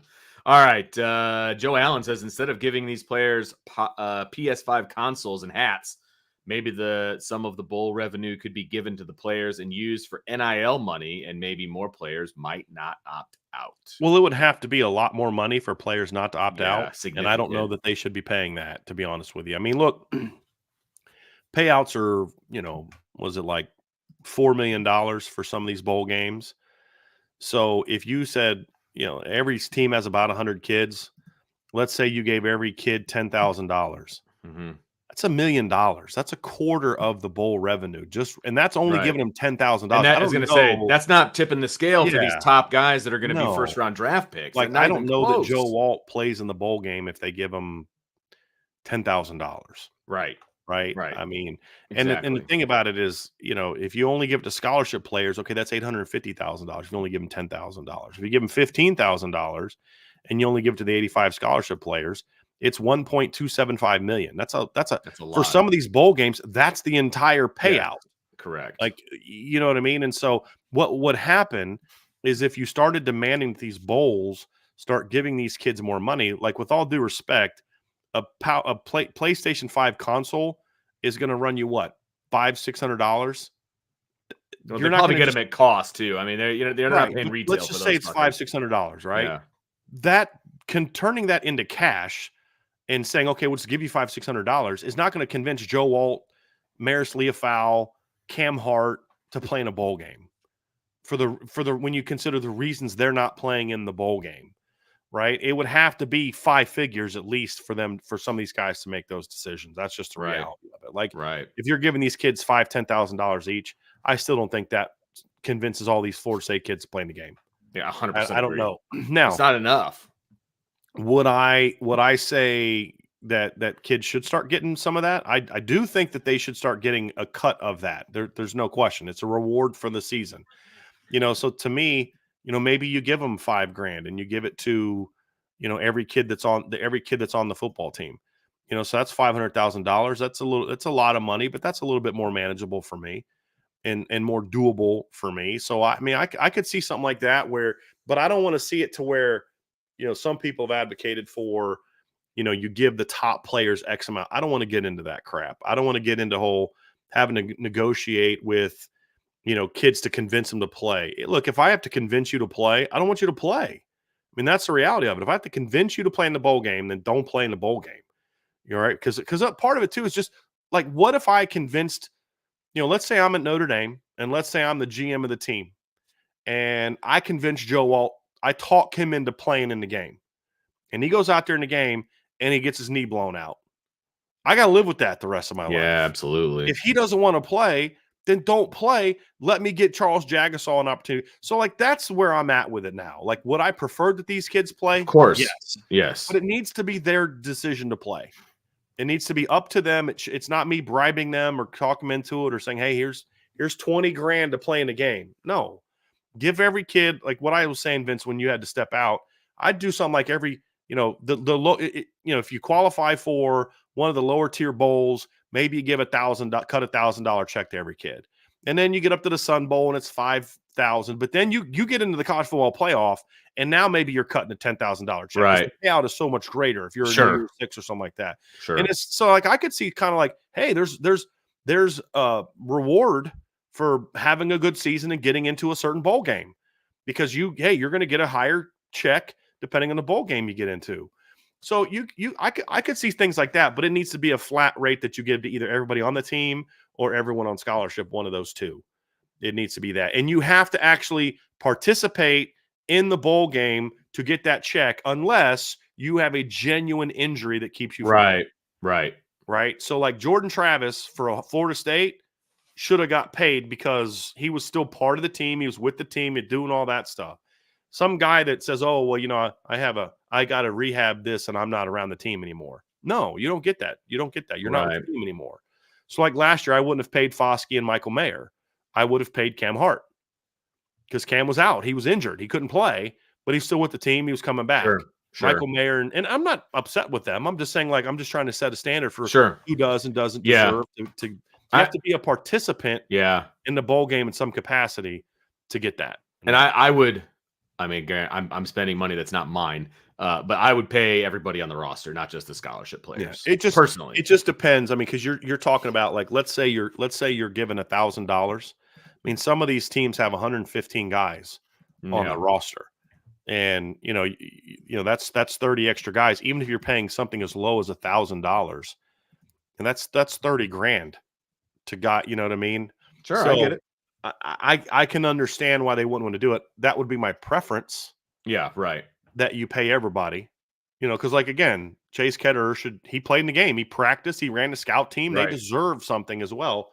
If you're going to do that. Or maybe you could even prorate the non-scholarship players, or something. So like in a bowl game, the scholarship kids get $5,000, the walk-on kids get $1,500, something like that. Right. Yeah, that makes sense, Vince. I like that. Yeah, I like that. So at least they're still getting a taste, right? You know, they're still getting a little something, even if it's not as much as the scholarship kids do. Yeah, I'm with that. I can dig that. I like that. But there's the problem is there is no easy answer to make guys play because it's just not going to happen the way things are these days. Yeah. Like I'm actually on board with the idea of a revenue share. I just think it can't be what people think it is. That's the problem. Like you can't give kids hundreds of thousands of dollars as part of a rev share. Right. Because number one, it's completely different than an NFL situation or professional sports teams because these are still colleges. There's so many other things that go into this.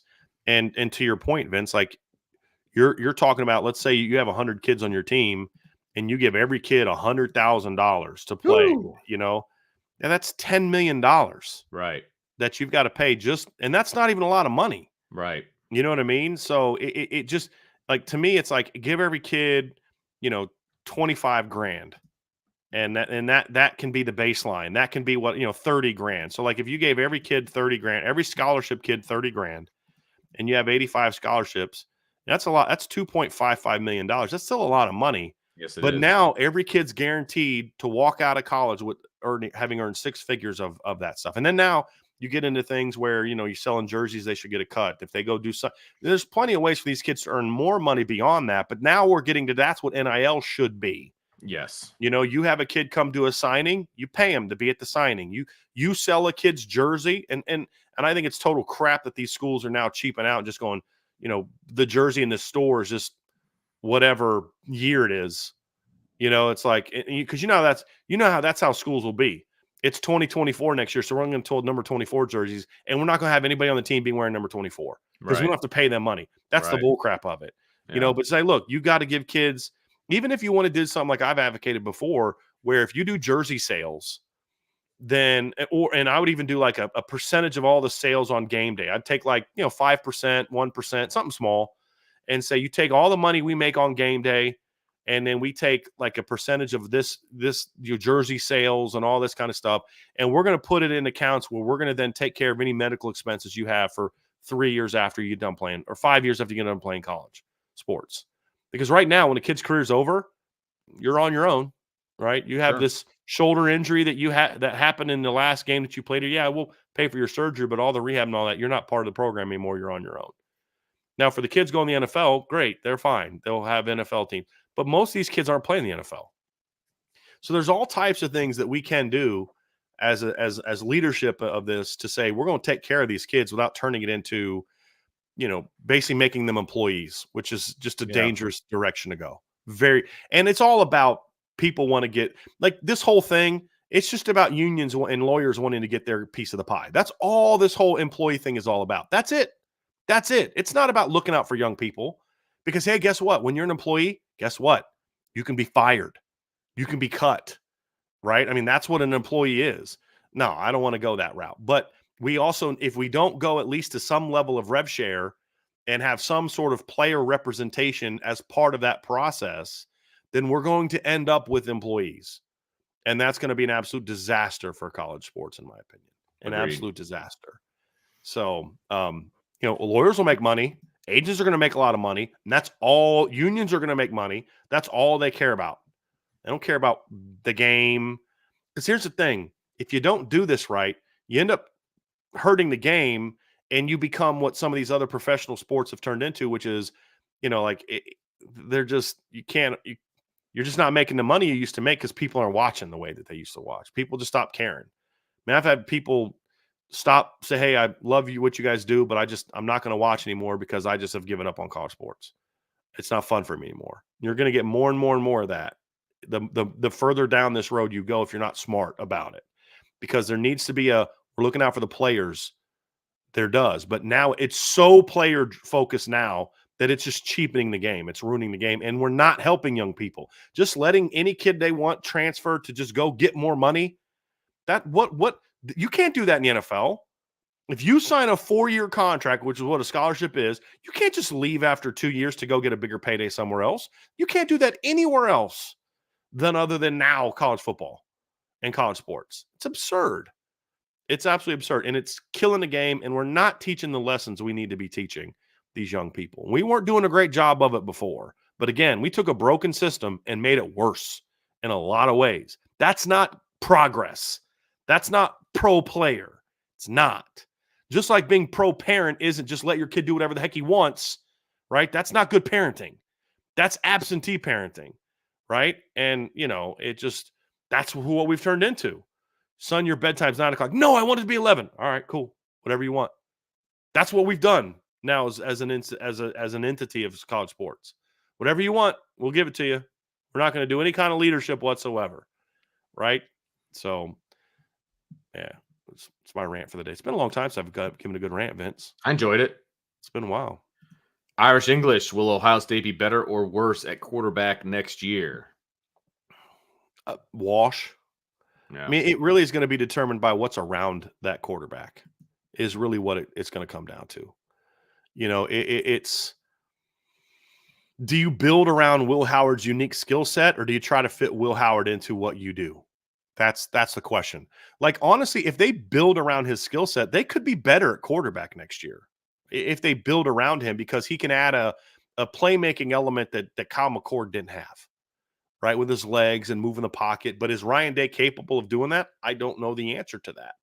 That's the question mark. So if they genuinely build around, that level of, hey, here's who he is, we're going to play to that. Because it actually makes sense because Devin Brown's a pretty mobile kid too. It would make sense to do that. Aaron Noland is not. Right. So it just depends on what direction they want to go. Or do they try to fit a square peg into a round hole? That's going to be the question. Right. And if they build around Will Howard's unique skill set, I think they can be better at quarterback next year because he'll bring more of a playmaking element to the table than what Kyle McCord had. Sure. In my opinion. Yeah, but that wasn't their plan going into the whole offseason quarterback thing. So I wonder if they're willing to build around him. You know what I mean? Like, Right. I feel like he fell into their laps essentially. And since he wasn't their initial plan, does that make sense what I'm saying? Like, yeah, I don't know. I don't have a whole lot of faith that they're going to do a good job with that. But hey, we'll see what happens. Agree. Christopher Crosby. Brian, we are the same age. I'm trying to think back. Have you ever seen an offensive unit as bad as Iowa has been the past 2 seasons? Beyond awful. I can't. I mean, even Notre Dame in 2017 or 2007 was better than that, I believe, if I remember correctly. Let me go back and look at the 2017 Notre Dame football team and see what their stats were that year. That year, Notre Dame averaged 16.4 points per game. So you could say maybe they were close. 116th out of 119 teams. That's probably the last time I saw a team that was that bad on offense.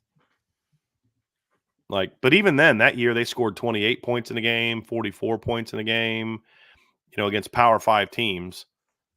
28, 24 in their last 3 games. I mean, Iowa they were abysmal. Did they score a point against the good teams they played this year?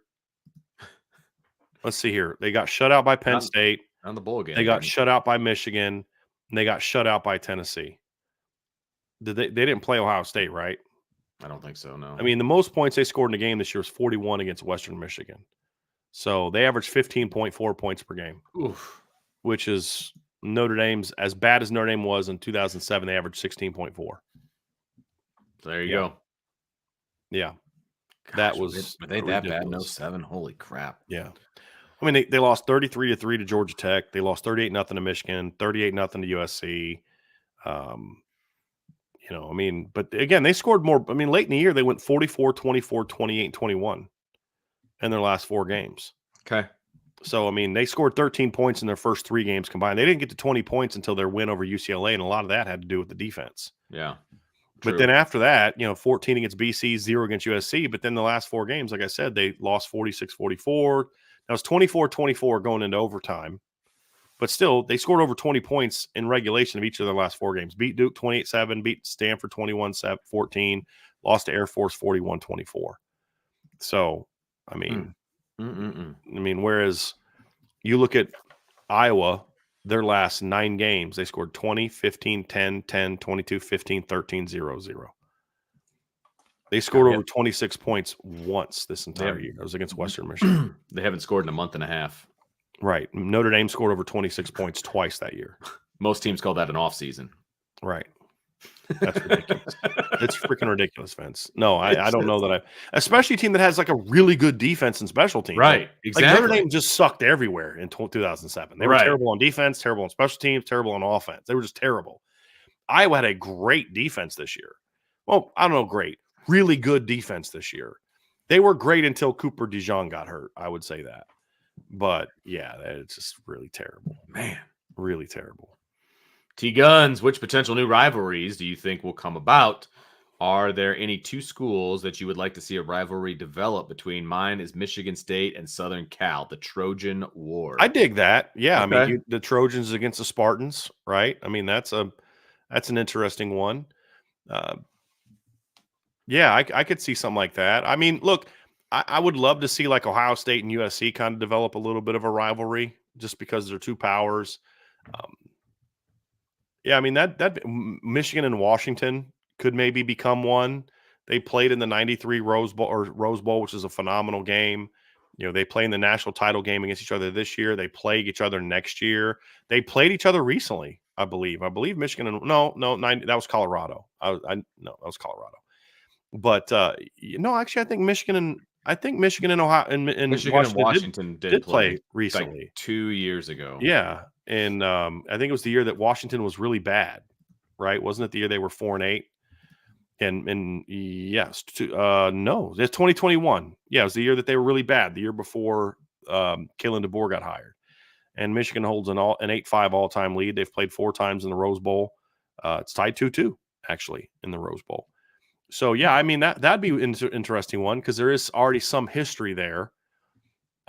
SEC wise, I'm really curious to see who Texas and Oklahoma if there's any type of, because that's all going to be determined by the league. You have to play someone enough for it to become a rivalry. And so if like Texas, Alabama, like it'd be really smart to let them kind of maybe develop some sort of a rivalry. And it doesn't have to play every year, but a lot. I'm curious about that. But I'd love to see Texas develop a rivalry with one of the established powers. Alabama, Florida, Tennessee, like that actually be a really cool one. Tennessee, Texas, make that a rivalry. The UT versus UT kind of thing. You know what I mean?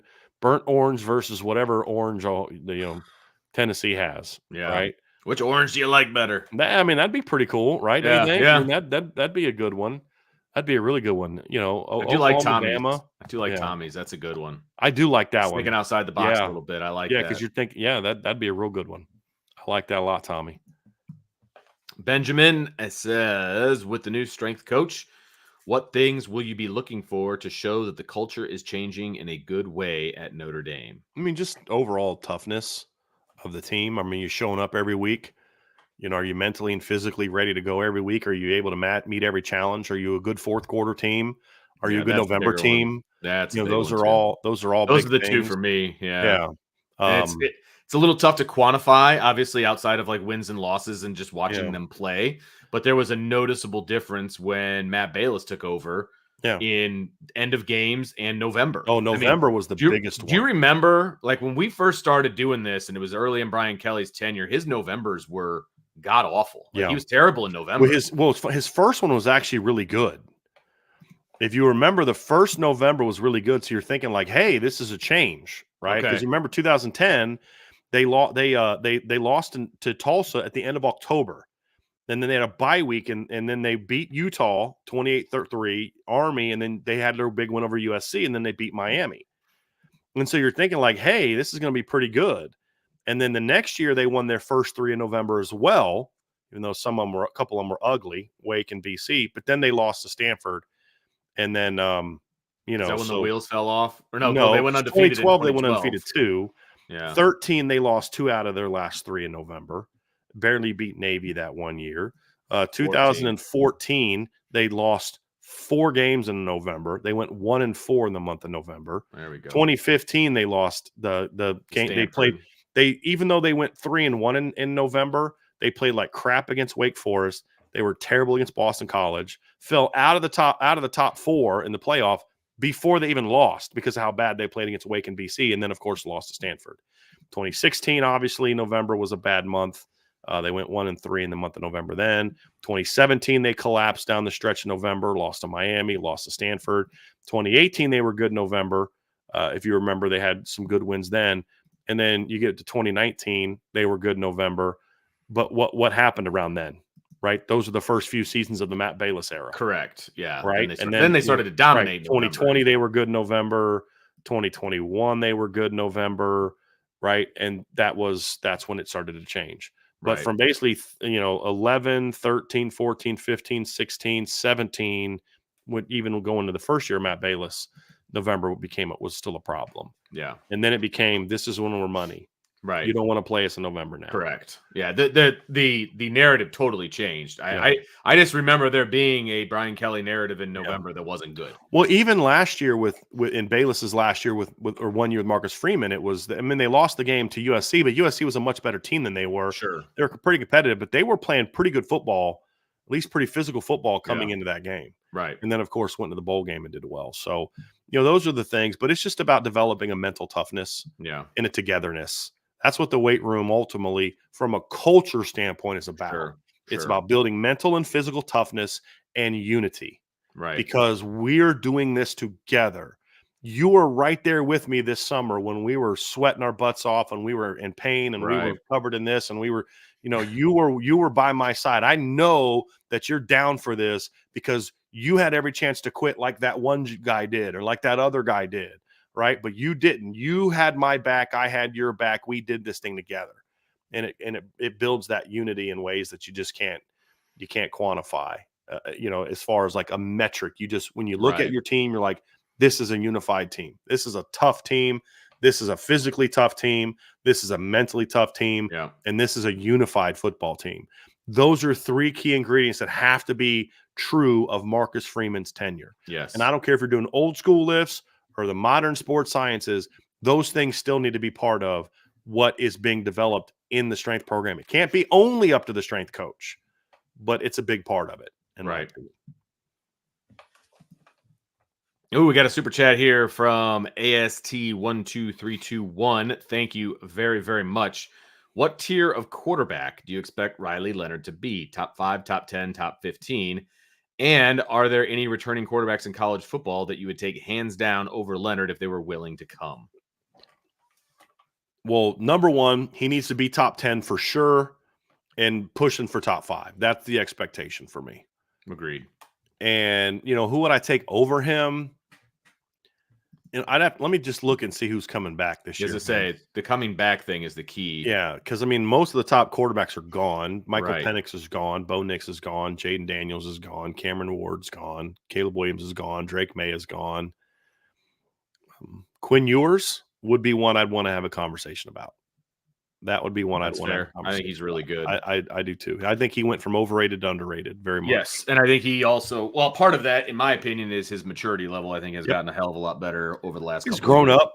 Yeah, right. His faith has become a big part of who he is now, and he's talks about it. He was He's making a grown lot up of with it. decisions as like a 17-year-old because remember he came out of Yep. high school a year early. Yep. So I mean, he was chirping a lot as a 17-year-old kid, and it is rare to find a kid who's 17 who has their head completely on their shoulders with all the I kind know of I sure as publicity heck didn't. that he was getting. So Yeah. I will give him a bit of a pass because I do like the kid that he has turned into at this point. So I agree with you on Quinn Ewers. Yeah. That's about the only one that I know of that's coming back next year. Yeah. That I would say confidently that kid I would think about. All right. Right. Is the chat coming up with anybody? Because I'm not coming up with any other possibilities either. As I'm looking at this, I in my head, I can't think of any other quarterbacks that. Somebody said the Fafita kid from Arizona. I wouldn't take him. Yeah, Jack Plummer. Somebody's joking about that. Carson Beck from Georgia. I think Carson Beck is a lot like Stetson Bennett. He's a good game manager for that system. Sure, but it's about the guys around him. I mean, most of the best quarterbacks in college football. The Brady Cook from Missouri is not a guy that I would take over him. I just now that doesn't mean there won't be Dylan Gabriel. I wouldn't take over him. Number one, he's injury prone. Somebody said Malachi Nelson. What? Wow. He's visiting Boise State. Yeah. No Power 5 teams are looking at that kid right now with any seriousness. Come on. What does that tell you? Malachi Nelson? Really? Come on now. Okay. No. Come on. We're not being serious today. JJ McCarthy, maybe JJ, because JJ's done it for longer, but I'm not. I've never been high on JJ McCarthy. I'm still not. Nothing he showed me though this year has made me change my mind. No, that's a thing. He just does what he's asked to do. He's not, but like him and Riley Leonard are very similar in style. Athletic kids that can make plays with their legs, can make plays when things break down. JJ's got a stronger arm. Riley, I think, has a more natural feel as a passer than JJ did. That's a decent one. JJ McCarthy, because look, whatever you want to say about JJ McCarthy, he's a starting quarterback on a team that wins a lot of football games. The thing is, they just don't ask him to win a lot of those football games. They just don't. Yeah. But, look, I thought he did a nice job on Saturday or on Monday of when they were struggling early. He made a couple clutch throws that got them going, that sparked them. I'll give him that. After he had thrown that pick.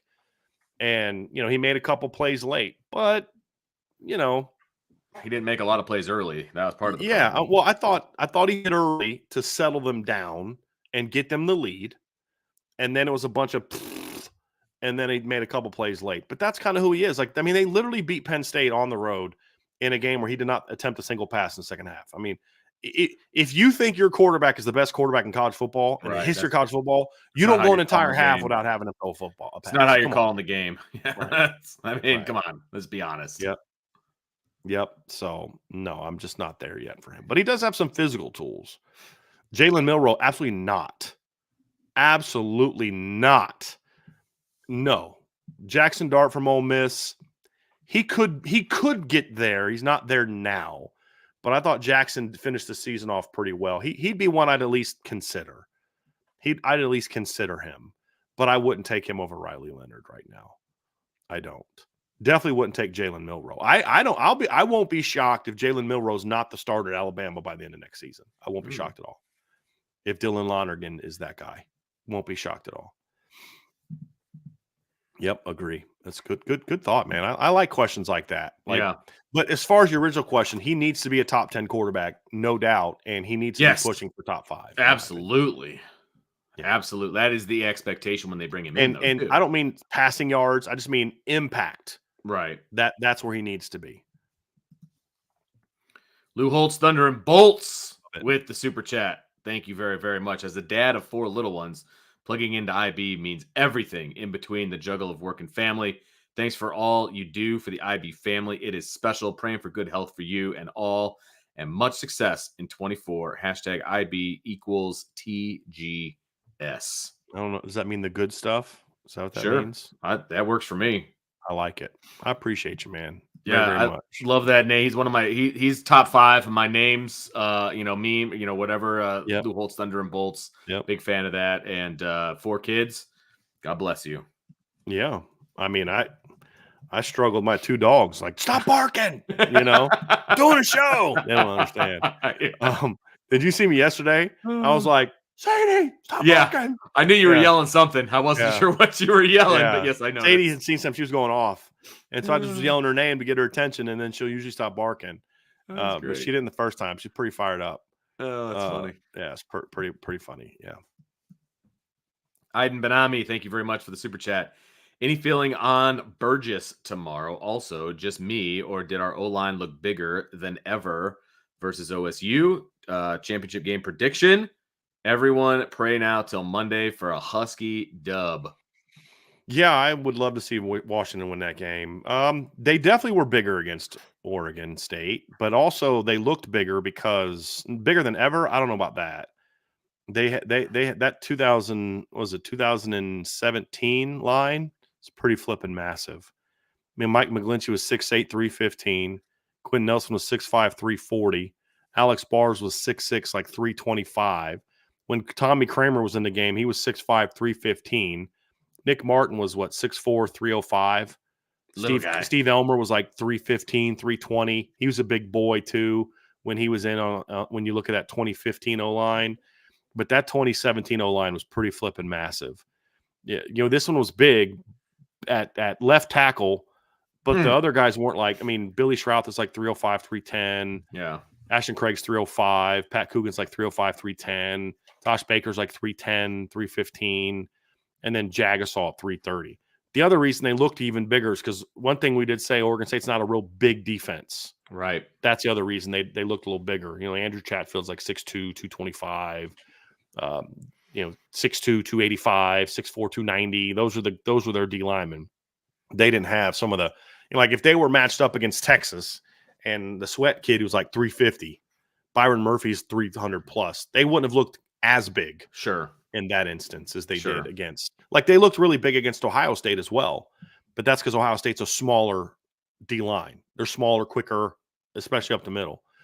Tyleik Williams is like 6'2". They're listed at 285, but I think he's probably over 300. Michael Hall's not real big. He's like 6'3", 290. They're not a huge defensive line.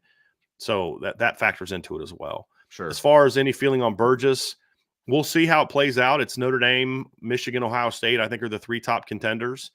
Depending on who you talk to, Ryan just texted me and said that there's some good vibes down there for him, but I also know that Notre Dame's a little bit concerned about Ohio State right now, and Ohio State's made a hard charge, so we'll find out tomorrow. But Notre Dame's pushing hard. This is a big one for Al Washington. You win this one and get Damian Shanklin, and all of a sudden, I don't give a rip about Justin Scott anymore. I don't. Because now every coach has their losses. But now all of a sudden you get the best D lineman in Chicago in 2025. You get the best D lineman in Indiana. Arguably the 2 best D linemen in the North. If Burgess and Shanklin, I would argue, are in the conversation for 2 best Northern defensive linemen in that class. To go with C.J. May, who got out of Alabama, to go with Joseph Reif, who's a really nice program type of kid, to go with Davion Dixon, who's a Southern kid from Florida, that's a top 150 caliber recruit. That's one heck of a D-line class, man. So this is a big one for Al Washington. And here's the thing. He's gotten some good players in 2024 and some good players in 25, but he hasn't beaten the Northern big boys for them. He hasn't beaten Ohio State yet. He hasn't beaten Michigan yet kind of Joseph Reif, but he hasn't beaten them for the big-time guys. You beat them for Chris Burgess, that's huge. Not only are you getting a talented player, but you had to beat the big boys to get him. That's, you had to beat Michigan. You had to beat Ohio State to get him. That would be big. So this is a big 24-hour, 30-hour period for Al Washington, in my opinion. This could be a huge momentum-gaining win for him on the recruiting trail. To where it's not just landing the guys that are, good prospects with high upside like he got last year. because like right now, you're like, well, he just signed a top 50 recruit. The top 50 recruit's dad played at Notre Dame, right? Like there's you can only You got home field advantage on that. Exactly. Like he did a good job. You had to go recruit Sure. him, do all that. But it's kind of like, does that really move the needle in the perception wise? This one's different. I mean, it's a win you should get at Notre Dame, but it's one they haven't gotten in a while. Yeah. Right. To beat Ohio State and Michigan and Bama for a top 100 kid that they all want. Right. Is the type of, okay, this isn't a Logan Thomas where you got a high ceiling kid that's under recruited, or Cole Mullins, who I love, but under recruited. You didn't have to beat Georgia for those guys, or Texas, or necessarily. Now, even though they're great pickups, this one you got to beat them for. And it would be the second straight D-line recruitment they beat Ohio State for, because they also beat Ohio State for Sean Sevillano. Kind of. Ohio State hadn't made their move yet on Sevillano. And they got him, but they were recruiting him. Yeah. So that's a win, but this is a different kind of win because there's no doubt that the Buckeyes want Chris Burgess. No doubt. And so that's what would make it big if he can finish that way. And we'll find out tomorrow. Another one from Iden. Thank you very much. What Thunder and Bolts just said times 100. Appreciate that very much. Yeah, man. Thank you so much. Andrew Van, thanks for the super chat. In 5 years, which J Love had the better ND career? That's an interesting one. So Jeremiah Love or Julian Love, I'm guessing, is the debate here. Yeah, right now it's a no-brainer. I mean, Julian Love was pretty good as a freshman and then became an All-American, but that's a tough one.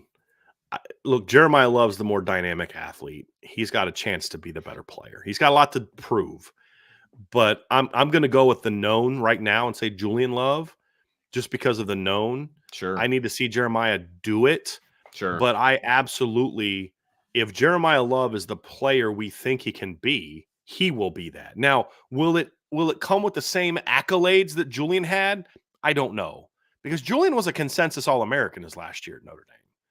Will Jeremiah Love be able to be that kind of guy? Will he get enough production to be that kind of guy? I don't know the answer to that because of how loaded they are. I mean, he could have a great year and be 1,000-yard back, and that's not enough to be a second-team All-American. Audric Estime couldn't even get first-team All-American honors this year, and he had 1,300 yards and 18 touchdowns. Right. Like, I don't know that Jeremiah's ever going to get that kind of workload like Audric did. Maybe.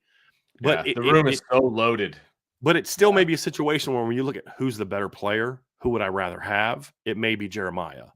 But he's got a lot to prove because Julian Love was an All-American in 2018, and I would argue he was even better in 2017. He had 23 passes defensed in 2017. He was exceptional. Had 2-3 pick sixes, right? Had two for sure. He had one against Michigan State, had one against NC State. He had one against Wake Forest. He took inside the 5. So he was a very impactful player in 2017. His 2018 All-American honors came based off how good he was in 17, in my opinion. But he'll have a lot to prove. But Jeremiah can do it. It's not an absurd thing to say at all, Andrew. Like, it's a very good question and a very fair question. I'm just going to go with the guy that's more of the known commodity right now. Tyler Evans, thanks for the super chat. I've been a dad for almost a year. Where has the time gone? But as dad, what was great advice your dad gave you, and it still sticks with you? Well, I can't give you any dad advice that I got because I'm unfortunately not a dad. Well, just advice from your dad for life. The biggest things, the two things to me that my dad instilled in me was just, if you want something, work for it. Don't let anybody tell you can't accomplish things that you want to accomplish. If you believe in yourself, work for it. If it doesn't work out, it doesn't work out. But you'll never look back and say, I didn't try. Yeah. And so a lot of my success to me comes from having parents that were very supportive of shooting for the stars. But also let me know that, but if you want that, just know it comes with, you got to work for it. And that's the big thing, is you got to work for it. And the best advice he ever gave me as a husband is the day that I got married. We were kind of getting ready to leave and head down to Cincinnati. And my dad put his arm around me and he pointed to my wife and he said, "That's your family now." And I'm very close with my parents, but his thing was, that is your top priority now. Honoring her, loving her, protecting her, building her up. being a man for her, being the man for her, being a husband for her, and all that entails from what I was taught that means, right? Not that my wife isn't smart or intelligent or capable to take care of herself. It's not that. Like my wife now, I got her trained pretty good, Vince, but she will walk up to a door, wait for me to open the door for her. I have a very strong, and you've met my wife. She's a very dominant personality. It's not because she's not capable of opening the door herself. She's more than capable of it. It's about honor and respect and care. You know what I mean? Let me do this for you because I love you, because I support you, because you deserve it. You know what I mean? To have this door open for you. And so just things like that my dad taught me, that, you know, that's your top priority. You could be great if you're great at your job, but you're not a great husband, you're not a man. Right? If you have all these fans to support you at Irish Breakdown and all these things, but you're not a husband, you're not a good husband, you're not a real man. It doesn't matter. Right? But at the same time, if you're barely scraping by and working your butt off just to barely pay the bills, but you are a loving, supportive, honoring your wife, honoring God husband, then you found success in life. That's what I was taught by my dad, is that's what defines you as a man. Not how much money you make, not by what job you do, but are you a good husband and what being a good husband entails. Yes. That was the biggest thing for me. So that would be the best advice I ever got from my dad was that right there. I would like, my dad was never the kind of guy that would sit down and like give advice. It was more of a do as I do kind of a thing. Like my dad growing up, he worked multiple jobs and he was working his butt off, and he wasn't around as much as we would have liked because he was working to give us the life that we had. Right. And so I got my work ethic from my dad. There's no doubt about that. And then the other thing I got from my dad was, he never actually said this, but you could just see it in the way that he lived his life. It's be yourself. Just be unapologetically you. Don't, cut through the BS. Don't try to be somebody that you're not, because it's a waste of time. Like my dad didn't have a whole lot of extra time, in his day. And so what my dad was is what you got, man. And that's how I try to live my life too. Like Brian will tell you, the way I am on the show, like that's me. Like there is no, ulterior motive. There's nothing like that. Like when I'm at school, like this is me. I try to just be myself. And that's what I try to tell my kids too. Like, if you want to be an athlete, be an athlete. You want to be in the band, be in the band. Like just be you, but just be a successful you. Whatever you're going to do, go all in and be you. Like I will support you 1,000%, but go be you.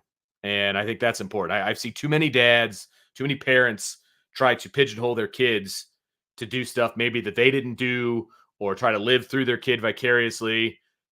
I'll admit I lived through my kid vicariously through his successes or her successes or things like that. Like that's part of the great part about being a parent. But don't steer your kid to be something that they're not.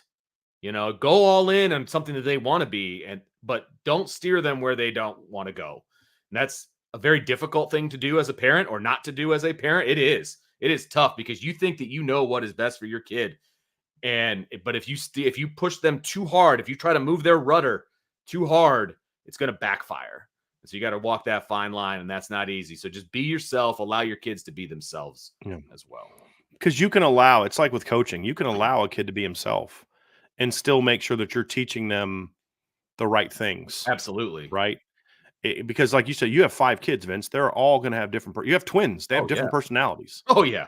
Right. And so it's like not trying to make her Lily like, the other one. Right. It's be yourself. But here's the things that I demand as your dad, that you are this kind of person. 100%. It's 100%. I mean, 100%. That's why we don't go get crop tops. You know what I mean? Like, because that's a family thing. Okay. But still be yourself, but you can be yourself all covered up. You know what I'm saying? Like Brandon had a comment. He says, sounds like she's got you trained.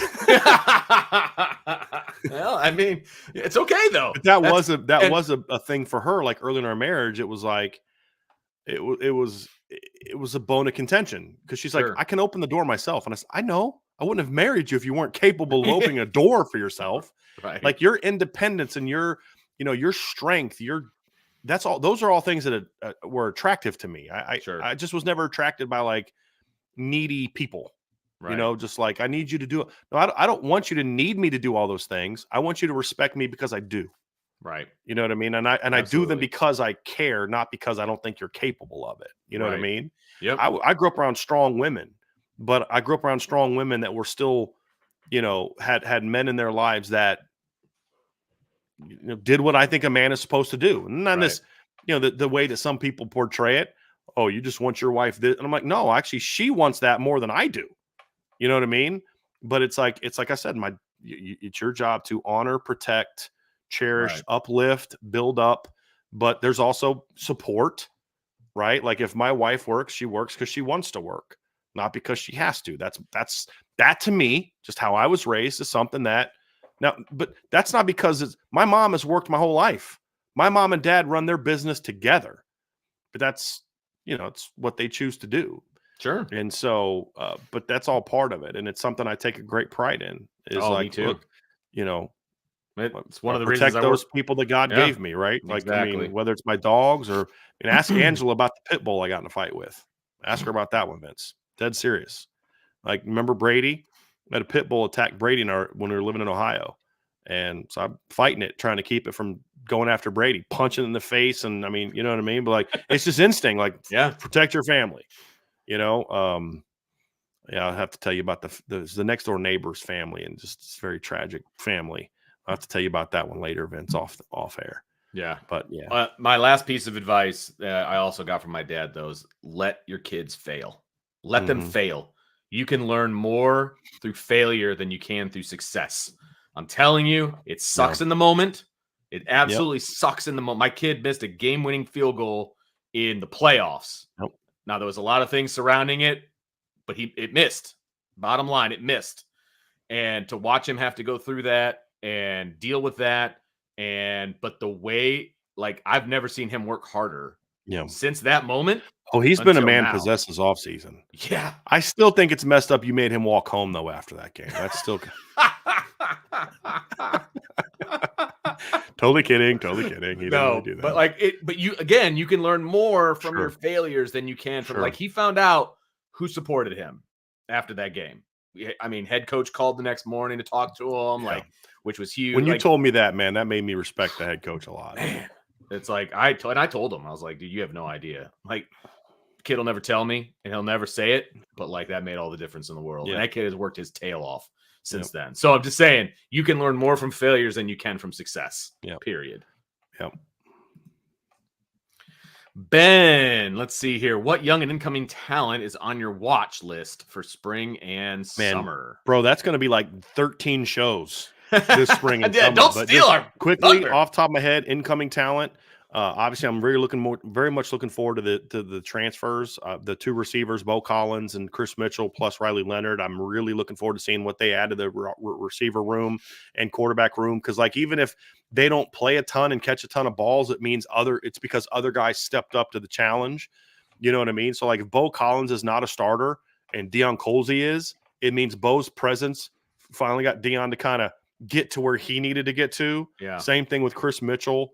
And so those type of things, RJ Oben, young players, and I'm looking incoming freshmen. We've already talked a lot about, but some of the young players, Josh Burnham's one that I'm very much looking forward to. Can he take that jump next year? Can Boubacar take a jump next year? We talked a lot about the linebackers, Drake Bowen and Jaden Alsbury. I'm very excited to see them. And look, Preston Zender is going to play at Notre Dame someday. I don't know where. I don't know if it's going to be linebacker, Viper, H-back.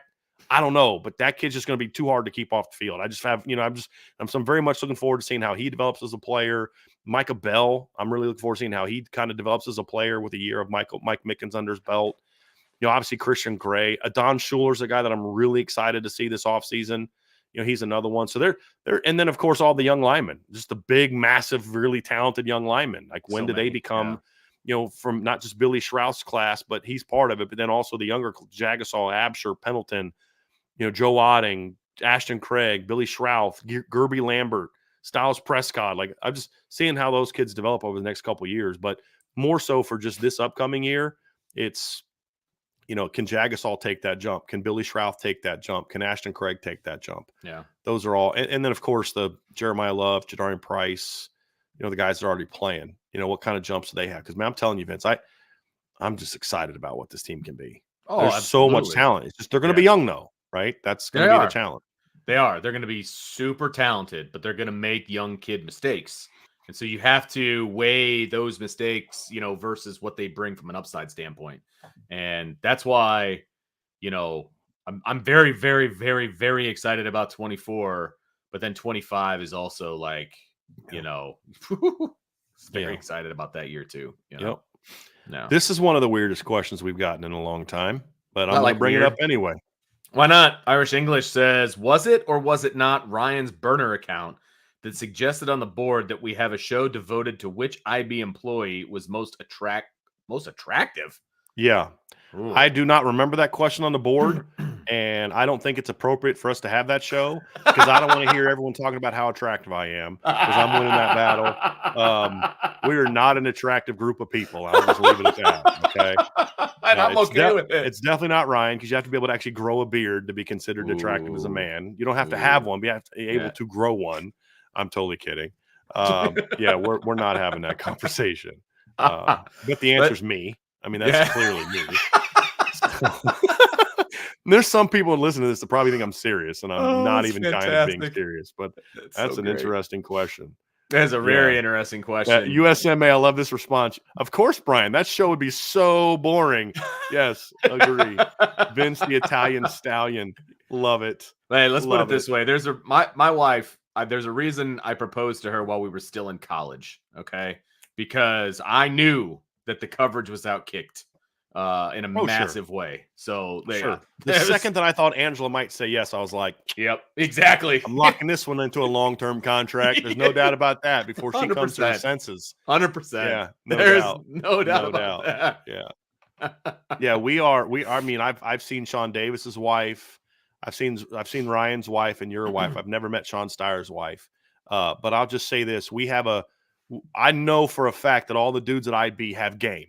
Because all of our spouses are better looking than we are. The same goes for Sean. The same goes for Sean. Yeah, I've met her. So I have. She's a wonderful, wonderful lady. Yeah. But same goes for Sean. Yeah. We all have game because we all have much better looking, smarter wives than we are. Yes, facts. So yes. Yeah, there's no doubt.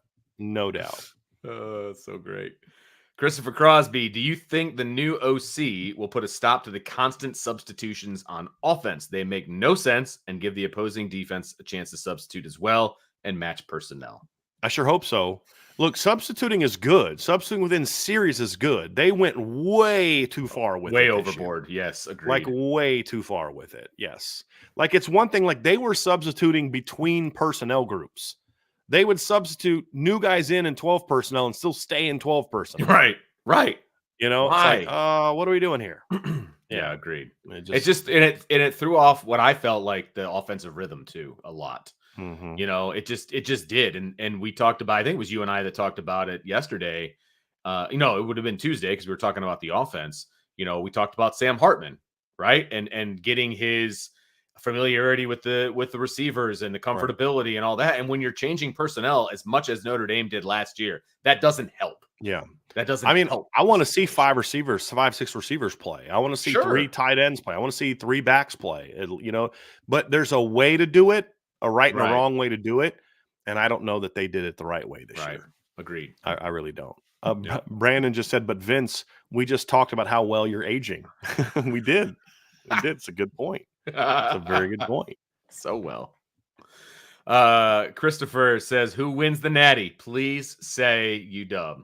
I hope it's you, Washington. I mean, look, I think it's going to come down to Washington as a really good offensive line that's really good at protecting the quarterback against a Michigan defense that's really good at disrupting the quarterback.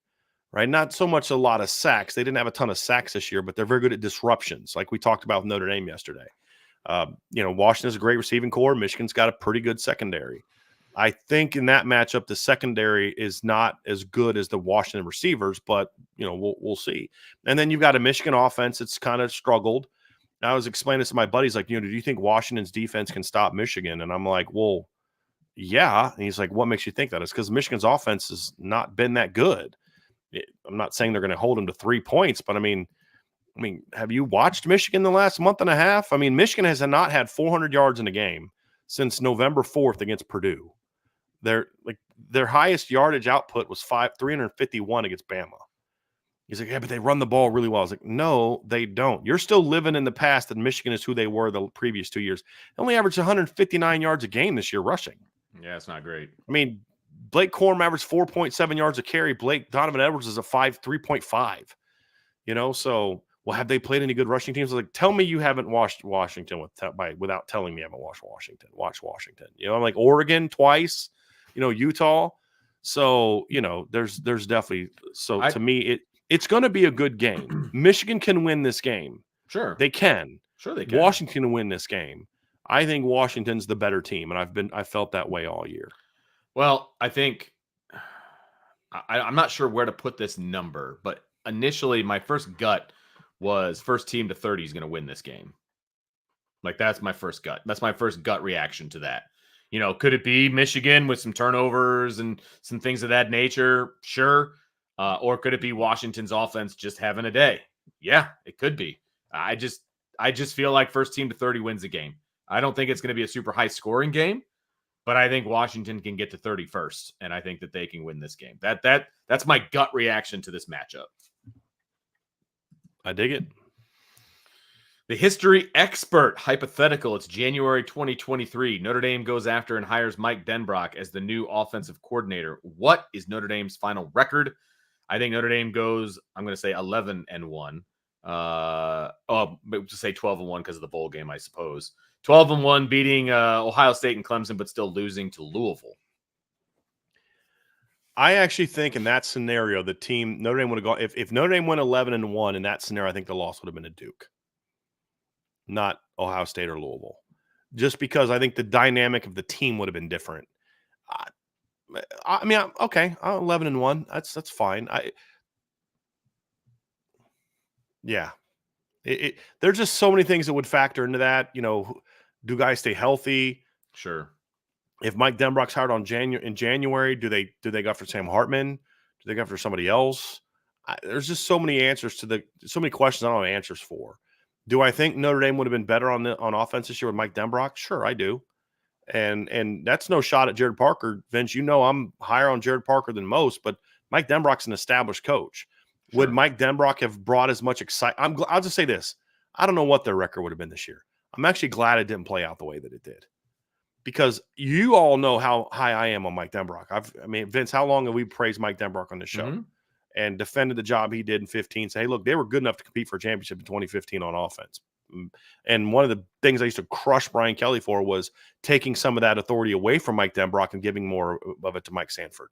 Having said that, to me, the way it happened this way, Vince, where Denbrock went out and led the LSU offense to the heights they did this year. Heisman Trophy. He brings so much more national gravitas. Yes. Yeah, 100%. And recruiting because of the success they did that he wouldn't have had coming off of last year. I don't think, when they were doing the offensive coordinator search last year, this is a legitimate question. This is not hyperbolic. How many times did you hear Mike Denbrock's name brought up as somebody that fans wanted to come back to Notre Dame? There were some, but it wasn't as many. It wasn't the groundswell that there was this time around. Right. And so I agree with you that it would not have been, quote unquote, on the outside as big of a hire as it was during this cycle. Yeah.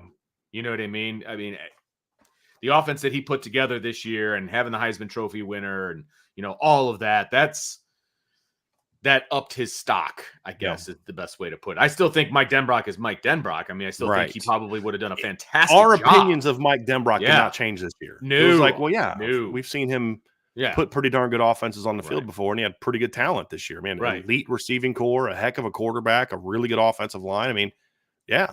But I do feel like the praise that Marcus Freeman is getting for going 100%. After him and the manner in which he went after him, it would have been different if he went after him last year as opposed to this year. If he would have been made the highest paid coordinator in college football last year, people would have been like, what? Really? Yeah, exactly. Now, I'm not saying that would have been justified. Vince. Right. I mean, you and I would have been like, hey, man, do what you got to do to make it happen. This guy's a good football coach. But that would have been the perception thought. would have been Yes, different. perception. Yes. Exactly. Yeah. Exactly. And that's with the national media as well as fans. Right. In my opinion. And definitely recruiting. Yes. Definitely different from a recruiting standpoint. Yeah, absolutely. Like this felt like a coup this time. Like it, Yeah. when it felt like Marcus Freeman. It would have felt like that with you and I. Yes, but not. Yeah. Yes, correct. Yeah, absolutely. Sometimes you can get the right guy at maybe not the ideal time, and it ends up not working out. But because I believe in timing, I think the timing of this was perfect. Yeah, me too. It was perfect for Notre Dame. Absolutely. Absolutely. Benjamin says, I saw a different Notre Dame team in the bowl game. How can the coaches and players take that into the offseason and put in the work to go and get a title or change the mindset? So I don't agree with that, Benjamin. Here's the problem. When you just look at a game without any context around it, you can maybe put more on that game than you otherwise should. I don't think Notre Dame was any better against Oregon State than they were against USC or Wake or Pitt or Navy. Yeah. Or, you know what I mean? Like NC State. Like they were pretty good at other times this year. The problem is they couldn't do it back to back to back. I mean, they couldn't string those type of games together. Sure. Right. And when you think of, and I said this coming into the game, this is the reason that I thought Notre Dame would win. They won way more convincingly than I thought they would, although you thought it was going to be not a close game. Right. And I think you told me before the game, like 30-7 or something like that. Right? 31-7 was my guess. Yeah. But the reason why is because, as I said in the show the day before the game, Notre Dame's losing Joe Alt and but they're replacing them with other dudes. Yes. Oregon State's not. Right. They're not replacing those guys with similarly talented players, just less experienced versions of them, right? Where Notre Dame was. I mean, in some instances, like what was fascinating is Notre Dame had what was like 7 new starters on offense. Like 5 of them were higher ranked recruits than the guys they were replacing. And then one of them that wasn't was a top 100 guy and a top 100 guy. But the guy leaving, Blake Fisher, was just higher in the top 100 than Tosh Baker, who was just number 100. Yeah. Like that's not happening at Oregon State.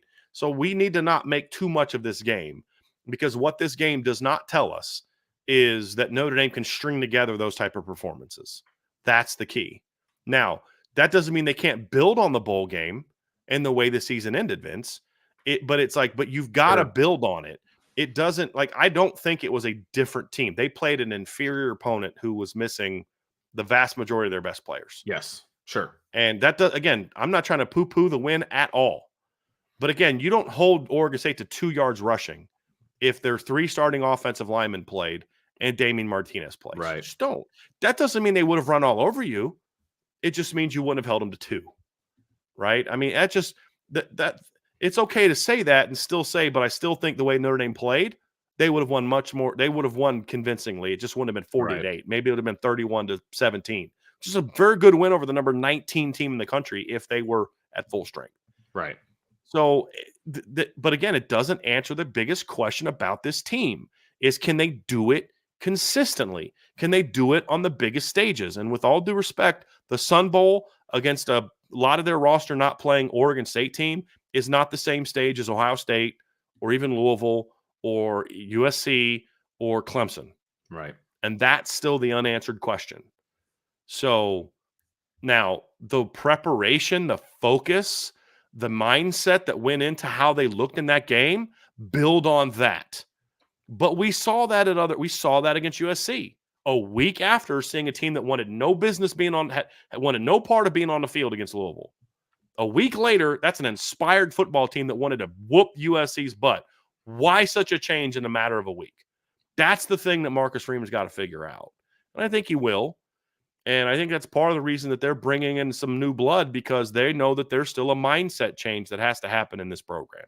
Right. There's still some of that soft-mindedness that was here from the previous guy that still lingers a little too much in the program.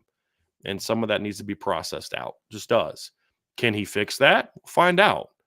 But I don't think we should take too much out of the bowl game from this standpoint. Nothing we saw against Oregon State means national title team that we didn't already know about when this team is focused. When this team is focused, they blew out NC State, they blew out Navy, they blew out Pitt. They didn't even play well in the first quarter against Pitt and won 58-7. They blew out Wake Forest. They blew out Stanford. They blew out USC. This is a team that scored over 40 points in 9 of their wins, including this one. This wasn't new. It's can you string it together? Right. That's the unanswered question. And we're not going to get an answer to that one for quite a while. Correct. As in 8 or 9 months. Mm-hmm. All right, D Troll Hunter, thanks for the super chat. The cost of attending these expanded playoff games is getting absurd. A real shame for the fans. When he was actually at the Washington-Texas game. Oh, so this isn't someone giving you an opinion based on what he read somewhere. He went to one of these games and he experienced it. Oh, I can only imagine. I look, I can't take my family to a game, even a regular season game, to places. I can't do it. It's not possible. And so I don't. I mean, to be perfectly, and that's any professional sport.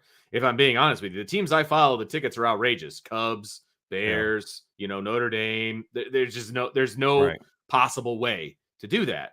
And then you add in the fact that it's a playoff game and airfare or hotel or all of those different things. Not a chance. There's no way. Yeah, it's hard. So I get it, especially now next year. If you're a diehard fan and you want to follow Notre Dame potentially or whoever for 4 straight games, that's going to take up. You're just going to have to pick and choose which games you want to go to, really. Yeah, because I mean, you're going to take a month off of work to go to 4 straight games. I mean, that would be extremely difficult. Extremely difficult. So yeah, pick and choose, I guess. DMND 13, what are the chances the All-American Bowl guys move up in the rankings? Can anyone get a 5th star? Sounds like people are loving KVA and Bryce. Hope so. I mean, I hope they all. I mean, Keedron Young's been pretty good too, although these are not great environments to,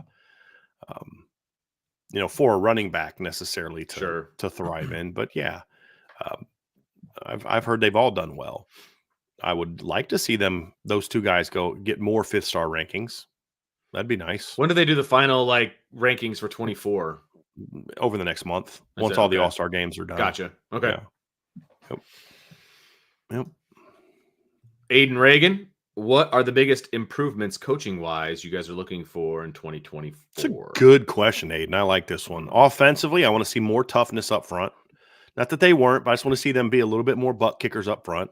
The overall footwork up front needs to get a lot better, in my opinion. Route running at receiver needs to get a lot better. I'm encouraged by what I believe Coach Brown has already done and will continue to do. You need better decision making at quarterback. That's part coaching. That's not all on the quarterback. That's part coaching. Sure. Defensively, I'd like to see things where the defensive line is even a little bit more consistently allowed to be vertical in its attack. Be more aggressive. It's not a lot of improvements coaching-wise that I really want to see outside of that on defense. I mean, they were pretty flipping good this year. I mean, there's a couple little things. Honestly, my beefs with Al Golden are more just that's not how I would personally do it if I was a head coach. I don't know that I would necessarily like that type of defense. That's more of a personal preference. It's no different than saying I like a 3-4 versus a 4-3, whatever. But the results are outstanding. I mean, they were outstanding this year. And so I don't have a lot of – keep doing what you're doing. Yeah. On defense, make sure you can get the younger guys to play the same way you did the veterans. I mean, that would be the big thing. Keep it going. Just keep doing what you're doing. Running back. The one thing I'd like to see is a little bit more consistency in pass pro. That's the one nitpick I have about the running back room. They were a little inconsistent this year in pass pro. Some games they're really good. Some games they weren't. And so that would be my one thing I'd like to see from Coach McCullough's group next year. Is just a little bit more consistently effective in pass pro. That would be it. Wide receiver get-offs, moves at the line. That's a big one for me. But again, I felt good about the way things went in the bowl game, so I'm hoping that is a trend in the right direction. So I'm not going to retread some of the stuff that you said. Moving your feet at contact for the offensive line, continuing to move your feet through contact is going to be a big one. You kind of mentioned that one.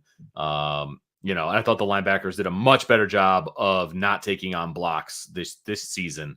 So a continued effort in that vein, because it wasn't good year 1. It was much better year 2. Let's continue that as a coaching point year 3 is what I would say. Yeah. Dig it. Jimmy James, do you foresee any coaching changes this offseason for Notre Dame? Maybe. Possible. Yeah. Possible. I mean, I don't have any that I'm they're on my radar now, but there's going to be NFL. Look, I'm telling you right now, NFL teams are going to reach out this offseason. I guarantee it, to Al Golden, Mike Mickens, Chris O'Leary, Al Washington, Dylan McCullough. Yeah. Guaranteed. Those 5 are going to get contacted by NFL teams. Does that mean they're going to leave? No, it doesn't. Because NFL teams reached out to Mike Mickens last year, Dylan McCullough last year, Chris O'Leary last year. Yep. I don't know Coach Washington all that well, so maybe they did with him as well. I don't know. But Marcus Freeman made a comment that every coach was at least contacted by either a college or an NFL team in the offseason. I'm not worried as much about them leaving for other colleges. Fair enough. Unless they're getting coordinator jobs. Yeah. Which a lot of those are being they're already swept handed out. Right. Does that mean any of them will leave? No, not necessarily. It just depends on who and how much they're offering. I mean, so it's possible. I just don't know who that would be right now. Yeah. Yep. We got about a month, month and a half to really kind of, if you're really worried about it, to sweat that out. You know what I mean? Because that's how long it's going to take. Mike, ready? If Freeman has identified Mike Mickens as the next DC, would it be better for Notre Dame if he left for a year or two to become a group of 5 DC first to gain experience if Golden stays? First of all, Mike, I got your email yesterday. I read that. I will respond to you here over the next day or so. I've just been really, really busy. So I do appreciate the email, and I will be following back up with you here over the next couple of days. But to answer your question, no, I don't think so. Vince, you know my stance on this, man. It's what I said when they promoted Clark Lee. I said, look, if you got the chops, you got the chops. And Mike Mickens has been on some good teams with some good defensive coordinators. If he can't run a defense with the help of Marcus Freeman and the rest of the defensive staff now, it means he doesn't have the chops. Right. And so going to some group of 5 school is not necessarily going to help him with that a ton. It's just going to be a different animal. I mean, he's had a role he's been studying under a veteran defensive coordinator the last 2 years. He worked under Marcus Freeman for a year, worked under Clark Lee for a year in 2020. Yeah. He's worked under some good defensive coaches. If he's ready, he's ready. And I would much rather him stay here, continue to recruit the players here, know the players here, maybe get a pass game coordinator role, something to pay him more and keep him here. And then when Coach Golden is ready to move on, he steps into that role either as co-coordinator or just a full-time coordinator, and then Marcus Freeman can help bring him along. See, that's the advantage, Mike, that you have with Coach Freeman being the head coach, is you have a head coach more capable of kind of bringing you along and helping you along than you would if, like, let's say, Brian Kelly, even though Brian Kelly's a D coordinator back in the day, he's more of an offensive-minded coach now. Lincoln Riley being your head coach, right? Like, you have a great resource right there that can help you kind of learn on it. Because here's the thing about being a first-time coordinator. There's the I don't knows. And I didn't know that I didn't know that, Vince. I mean, I know when you became a head baseball coach, right? Like, it's one thing to, hey, I think about this, and this, but there's just things are going to pop up that you just didn't think about, right? Like, I've been thinking about running my own business for years, and I had a plan. I mean, how detailed my plan was when I left BGI to start my own thing. I'd been planning this for a long time, and I was that way as a coach. But even then, first month, I didn't think about this. I didn't think about that. I didn't think about this. It's just always part of the deal. Always. But when you can have someone like Marcus Freeman who can say, hey, look, just so you know, you need to be thinking about this. You need to be doing this. You need to be doing that. You have someone that's done that job, that at that very school, that can kind of help you learn the I don't knows. I didn't know that I didn't know that. Right. Where if, you're working under maybe more of an offensive-minded coach, there's things he can help you with, but he's an offensive guy. It's just a different animal on offense versus defense and vice versa. So that would be the reason I'd say no. Yeah. Is I think that, again, if you have the chops, you have the chops. Now, would it be a good experience for him to do that? Absolutely. It'd be a good experience for him, but it's also a good experience staying at Notre Dame, playing on the big stages I anticipate Notre Dame playing on, and doing the things that he would do. Right. That, if anything, the thing that I think would be beneficial if Mickens wanted to leave for a couple of years is go to the NFL for a year or two and then come back. But I don't want to see him leave at all. Like, I don't either. I don't want to get the drop off in recruiting and the drop off in player development at that position specifically. Agree. In the amount of time that he would be gone. Like, that's enough of a reason for him to stick around. For me, is I just don't want to see that gap in recruiting and development at the cornerback position, because if you want to be a championship level team, you better be damn good at corner. And with Mike Mickens at the helm of the cornerback position, they're going to be damn good at corner. You just kind of assume it. Yeah, exactly. And maybe that's the first world problem, I guess, kind of a deal. But like, that's what I assume is going to be the case as long as he's here. And I don't want to give him to somebody else for 2 years as a rental. Because you may not get him back. Exactly. And not get him back. You never know what's going to happen. Maybe he super impresses whatever group of 5 team he goes to, and they elevate him to head coach. Or let's say hey, look, Coach Golden wants 2 more years. So let's get you to, let's have you go to Troy with Jared Parker and run their defense for a couple years, and then you come back. When he goes and does a great job, and then just like that, Bama comes and offers after 1 year. Right. And it was, no, I'm going to wait for Notre Dame to maybe hire me in a year. Yeah, no. Right? Like, no. Keep him here. You just don't know what the scenario is going to be, and there's too much out of your control once you let him go. Yep. Agreed. That's too much question mark for me, man. Like, I want to keep him in house. Agree. Sloppy Joe Holstein is in the portal. The cow? Isn't there a Holstein cow? Or Eli Holstein, the kid from Bama. The favorites are Pitt. Pitt never offered him out of high school. Brian, do you think Nards is NILing after complaining about it? Well, look, here's the thing. He should be trying to take advantage of it. You can think the system is flawed, but understand that if I want to stay employed, I need to take advantage of the system and use the system. Like this whole notion of, and I'm not saying Sloppy Joe, you're saying this. I see this from others. Well, you said you didn't like NIL, so you shouldn't be complaining about it now. Or you shouldn't be using it now. Or you've used NIL, so you can't complain about it. Nonsense. This is the rule. And if I'm going to survive, I need to live in that universe, but still think this universe sucks. Right? Like that's the reality of it. And so he should be using NIL. Now, I don't know if he's doing it with Eli Holstein. I have no idea. What a lot of these highly ranked kids are finding out that leave after a year. I mean, Malik Murphy's left after 2, and everybody's like, he's going to be a hot commodity. He went to Duke. Right. I mean, Malachi Nelson just took a visit to Boise State. Right? Like, because if you're going to go to the portal for a quarterback, you want a proven guy.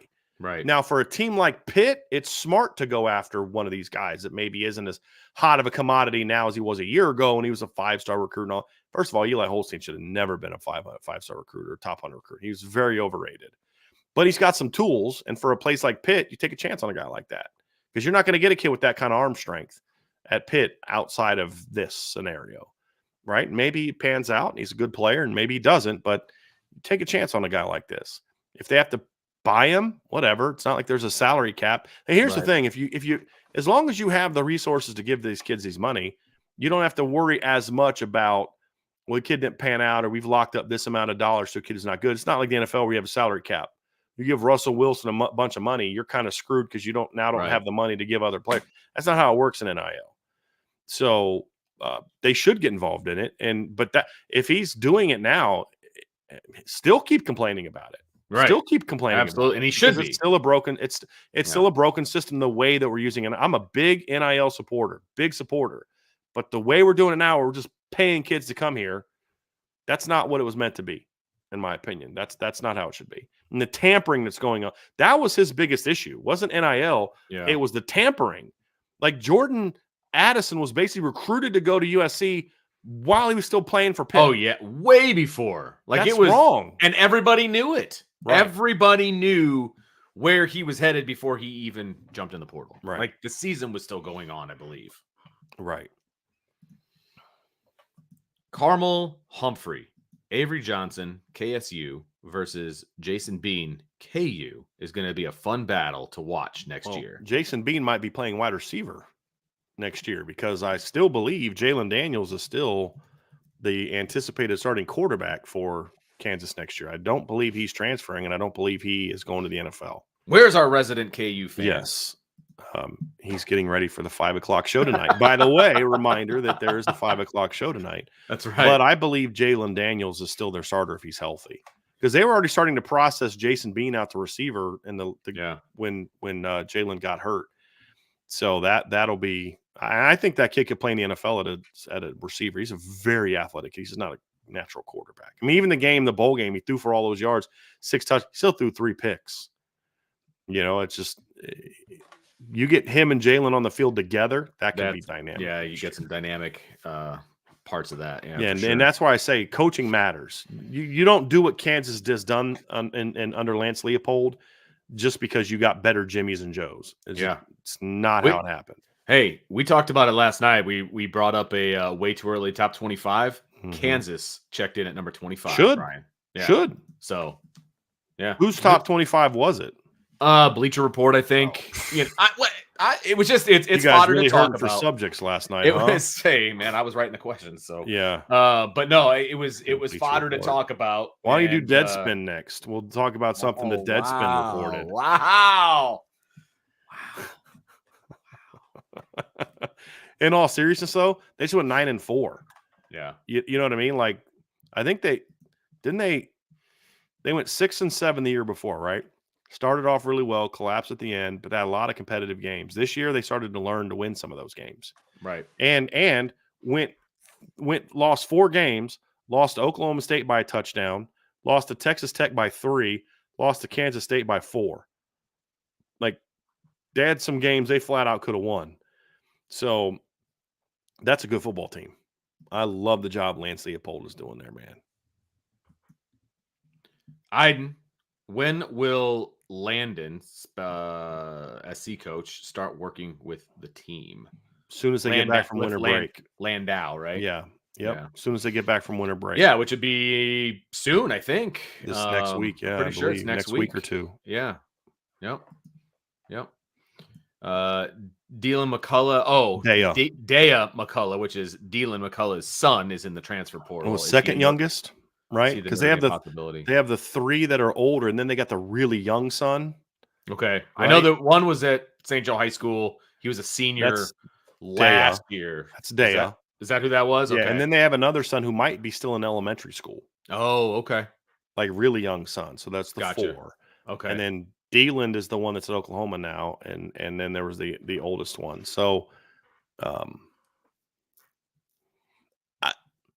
I just don't think he's quite a Notre Dame caliber player. This is the kid that was local but played here. Correct. Okay, yeah, he's a good football player. Yes. I just think he's more of an IU, Purdue type of guy. Agreed. And now, could he come to Notre Dame and be a depth guy? Sure. But I don't know that I would want to bring my kid to a place that I don't know that he could definitely go be a starter for. Now, the academic piece would be interesting, but he could go to Northwestern and start, and get a good degree instead of coming to Notre Dame and make. And then what if his dad leaves in a year, or something like, you know what I mean? Like, so they didn't recruit him out of high school, and I haven't heard anything about one way or the other about him this time. Right. I mean, he was in their backyard. Yeah. I personally wouldn't go after him, but I also don't think it'd be a disaster if they did. He'd be a solid player. He'd be a good depth player, good special teams player, that he'd bring some value. Just when it's a coach's kid, I would rather he be a guy that like can really play. Sure. Like, if you're going to bring him here. Yep. So that's kind of my 2 cents on it. And I mean, it's going to be interesting.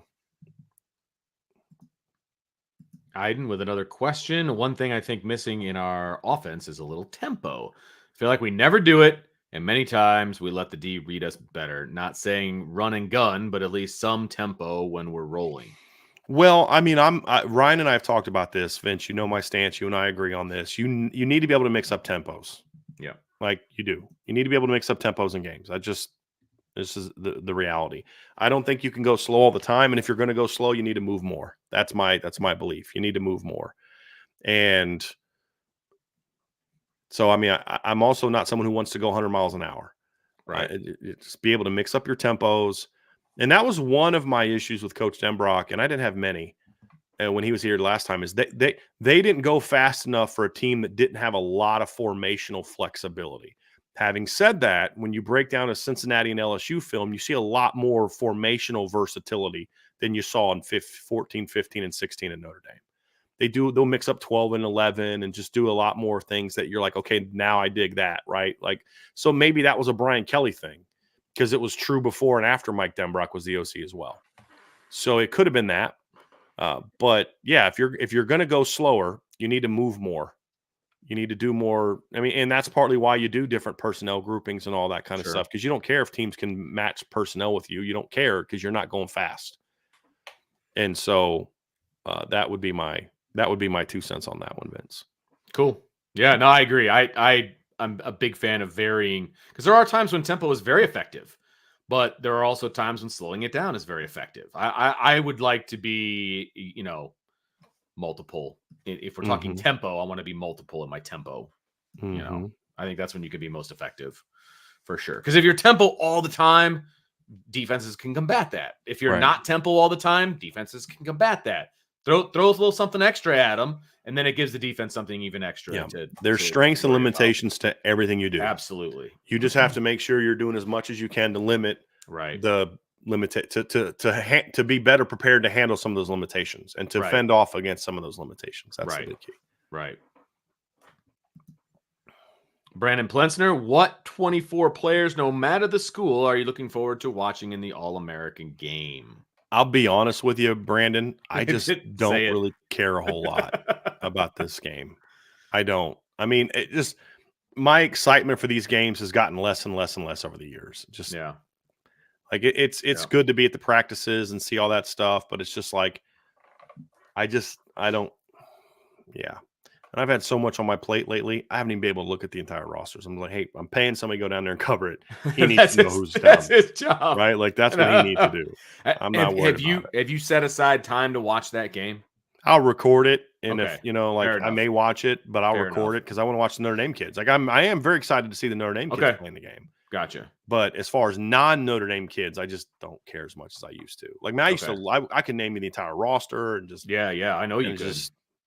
I just haven't cared as much. And I'm hoping I kind of get some of that fire back for it. But it just the way that they've done these games and just I don't like how they're run. Yeah. So much and I don't like how they run them anymore either. Like it just there's just they've cheapened it a little bit. It's now more about, I mean, it used to be where you really felt like you were getting the best of the best. And now it's just there's just so much more mess to it. And it just people that I know that are in charge of like at 247, it's like there's just not a lot of respect for me there.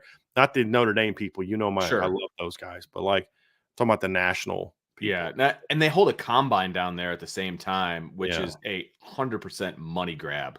Sure, based on the kids that are going down there, like that. That part rubs me the wrong way because I feel like it takes a little bit of the shine off of the whole thing.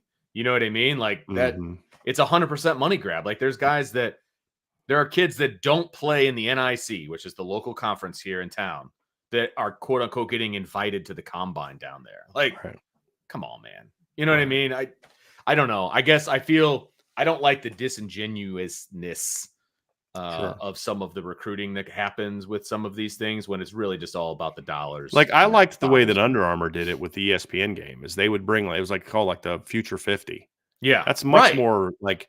It's still a money thing, but it's like those are legit guys. You're bringing the best of the best, those guys, they bring hundreds of kids, and then they don't get any reps. Right, exactly. All that when you go down there, get like 7 or 8 reps, and that's like about all you get. And you spend all the money to fly down to San Antonio and everything else, and it's like, I don't know, it just feels disingenuous to me, and I don't like it. Yeah, I agree. Gideon Rosa, is A.D. Mitchell what Tobias could have been or still can be? I would say I think AD is a little bit more explosive than I think Tobias will ever be. A little bit more physical. But there's a lot of things he does that I think Tobias Merriweather should be doing more of. Yes. Yeah, I would say that's accurate. Fair. And it took him a few years to kind of get rolling too. Because he's a skinnier kid and he needed to get stronger and all those type of things. So, but like he his first year, did he hold on a second. Let me just find this real quick. I think he was in the 21 class, right? I believe. Let me just look this up real quick. Yeah, he was in the 21 class. I mean, so he made a quicker impact than Tobias did. But I think he's a little bit more physically advanced. But they do some similar. I just think AD is just a little bit more explosive than Tobias is. Tobias is more of a long strider. And no, I don't think Tobias is as good as him, but similar type of game than him. Certainly. Mike Haw, is it playoff or bust for Marcus in 24? Well, I guess it depends on what you mean by bust. Right. He's not Like, I going to get mean, fired. yeah, like if it's like, okay, if they don't make the playoff next year, it's hard for me to envision it being a successful season. Sure, we can have that conversation. Right. Yeah. Year Right. 3, 12-team playoff, schedule's good, but not super demanding. You're going to have a lot of talent. You know, arguably the 2 best teams in your schedule are going to be down a little bit next year, in USC and Florida State. In Texas A&M, you could throw in there as well. Yeah, I'm sorry. You should be a playoff team next year. Oh, yeah. Does it mean, so if you don't make it, yeah, it's disappointing to a degree from what we know of teams now. But if you're going anything beyond just being disappointed, then I can't go with you there. Right. But yeah, I mean, look, playoff needs to be. I don't know about the whole bus thing. Look, you need to be striving to be a playoff team next year, and I'll just 100%. leave it at that. That should be the standard in the goals for next season. I hate to say it, that's the floor for next year, right? Yeah. I mean, yeah. And again, depends on your definition of bust. He's not getting fired if he doesn't make the playoff, right? But right. All right, Garen, we got a question here. With defensive ends getting lean and fast, do you see the offensive tackle position evolving to match? I.e., Bama's tackles were huge, 330, 350 plus, and they were getting worked by lean, athletic defensive ends and rushing linebackers. Yeah, I mean, I think that's more of a Bama problem, not a big boy problem. So I think it's a little bit different. I don't know that I would say that's because they're big. I think that's because they're slow-footed. Yeah. I mean, Charles Jagasol's big, and he easily handled those speed rushers that they were throwing at him the other day. Right. So, yeah, I think it's more of a foot quickness thing than a big thing. So to a degree, kind of what you're saying is there is something to that, in that, yes, that offensive tackles are going to need to be able to better handle speed and lever and play with good leverage and things along those lines. Yes. But at the same time, there's also the counter of, it depends on what kind of offense you're trying to play too. Right. Because if you are a team that is, okay, like Stanford did this is what worked so well for Stanford when Jim Harbaugh took over. Everybody was so focused on just speed. Everybody in the league was trying to get faster and faster and faster. And Jim Harbaugh said, okay, fine. We can't match those teams in speed, but what we can do is we can get big and we can beat the crap out of them. Right. We can bludgeon them. Right. So if everybody else is getting smaller and faster and you say, hey, we're going to get big, but you got to have the system that fits it. And the problem for Bama is those big guys don't move people. Like, they were so physical against Georgia. And then they come out against Michigan, and it's just like, what you realize is the Georgia game was an anomaly. Right. Right. That's why they shouldn't have been in the playoff to begin with. There was no SEC team that was among the 4 best in the country this year, in my opinion. Georgia could have been, but then they lost to Bama. Right. And their schedule wasn't good enough to be there, in my opinion. But I think there was more of just a foot speed issue than necessarily size, because I think Charles Chagasol would had no issue handling speed. And his technique needs to get better, but he can handle speed. Kirby Lambert can handle that speed. I just think the kids from Bama played bad. I think had a bad game. Right. That's kind of where it is for me. Yep, I agree. Gideon says Jeremiah Smith is one of the best wide receiver recruits since. I love Cam Williams and Ryan Williams. Cam Coleman are dogs, but Smith just moves different. No, I mean, he's the number 1 receiver in the class. I don't know best since. I haven't thought about it. I have no idea. But he's definitely the best receiver in this class. There's no question. He's incredibly talented. Yeah, 24. 24. He'll be an incoming freshman at Ohio State this year. He's very, very good. Very good. Gideon has another one. Do you think that Michigan's secondary can hold up against Washington's pass attack? They can. I don't know that they will. It's like with anything. It just depends on how the game plays out on Monday. I mean, look, guys, we've seen this before, right?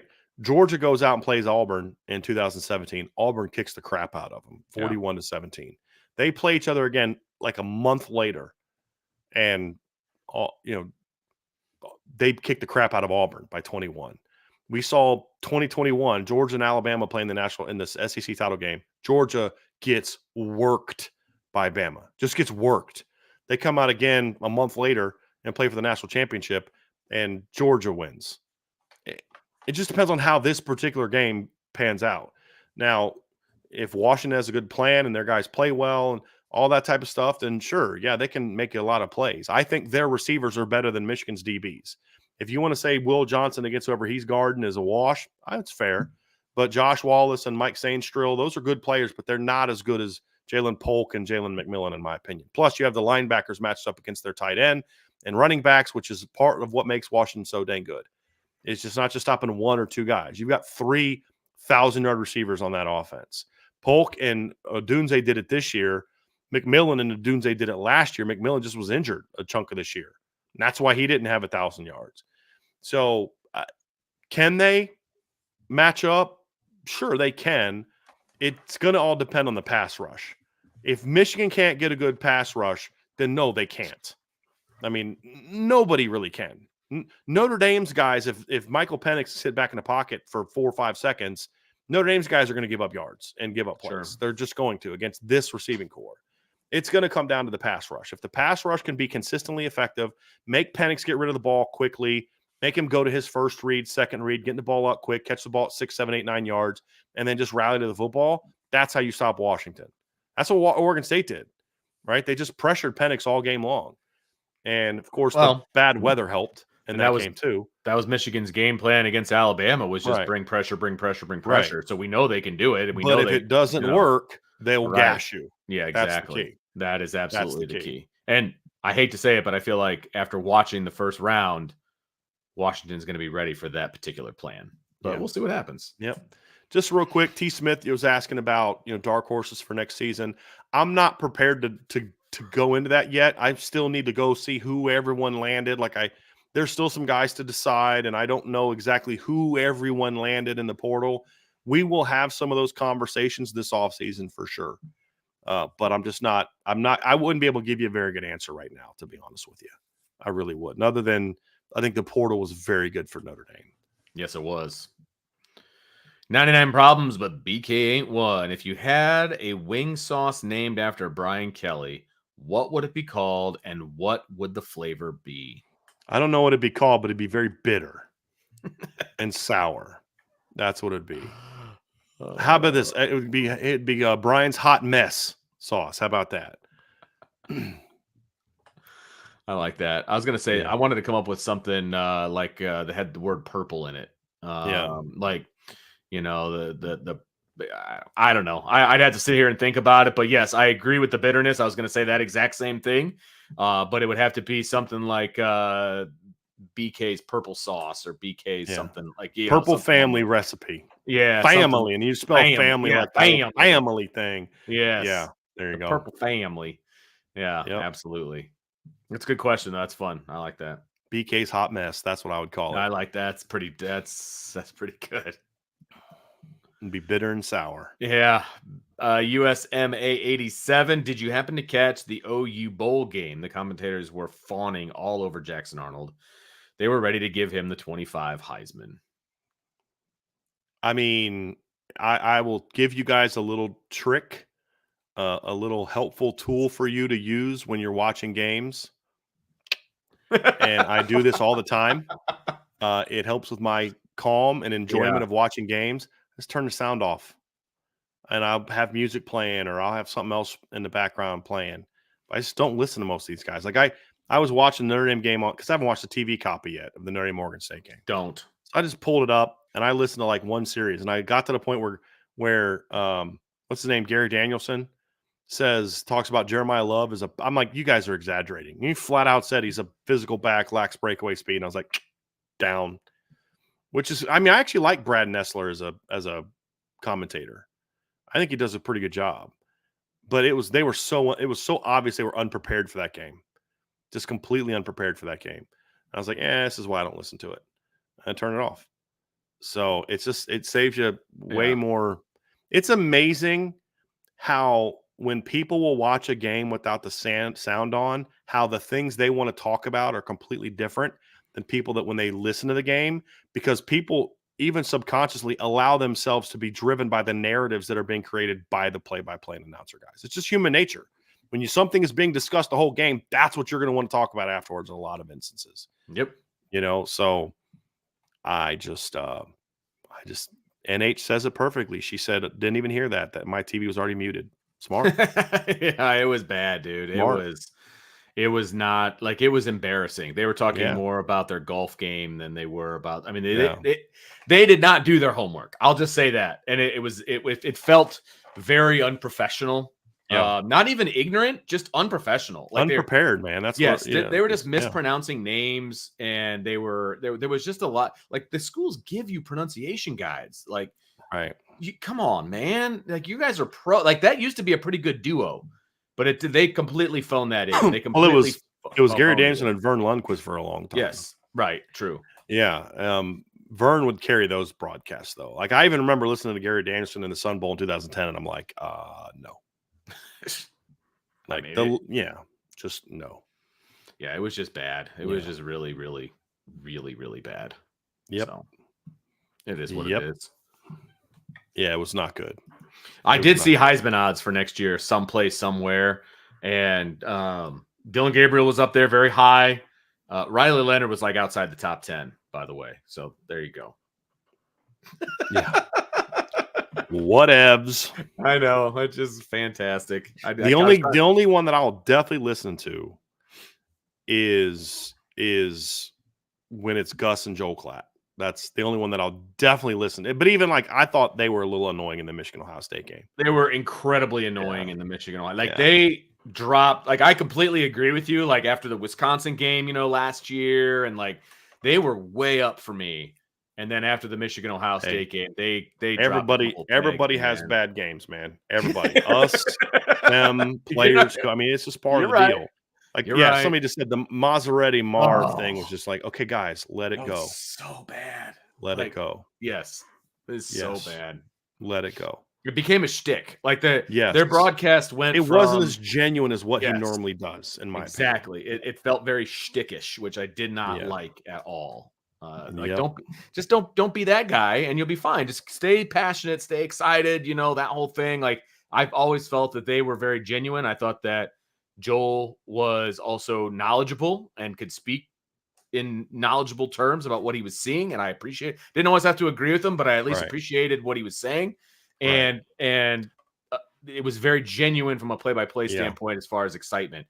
And it just felt, that particular broadcast, it felt like caricatures of themselves. Yeah. I'll say that. And you're right. Everybody has a bad game, so they're still up there for me.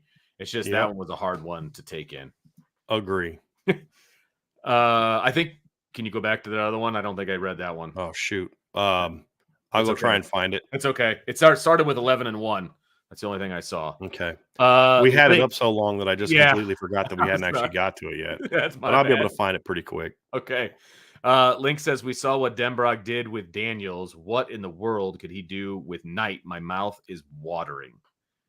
Well, I mean, part of it is, I mean, look, let's not forget the fact that one of the things that helped them with Daniels is he was a fifth-year guy. He had started for 5 years. Right. Deuce Knight's not going to have that opportunity. Ever. No one ever will again. To start for a full 5 years. Yeah. Yeah. I mean, you're not going to, and barring another COVID type situation, you know what I mean? So it's a different animal. To your point, however, because you can't ignore the fact that the breakout happened in his 5th season as a starter. Sure. But to your point, if it was only that, then I'd be a little bit more willing to poo-poo it. Right.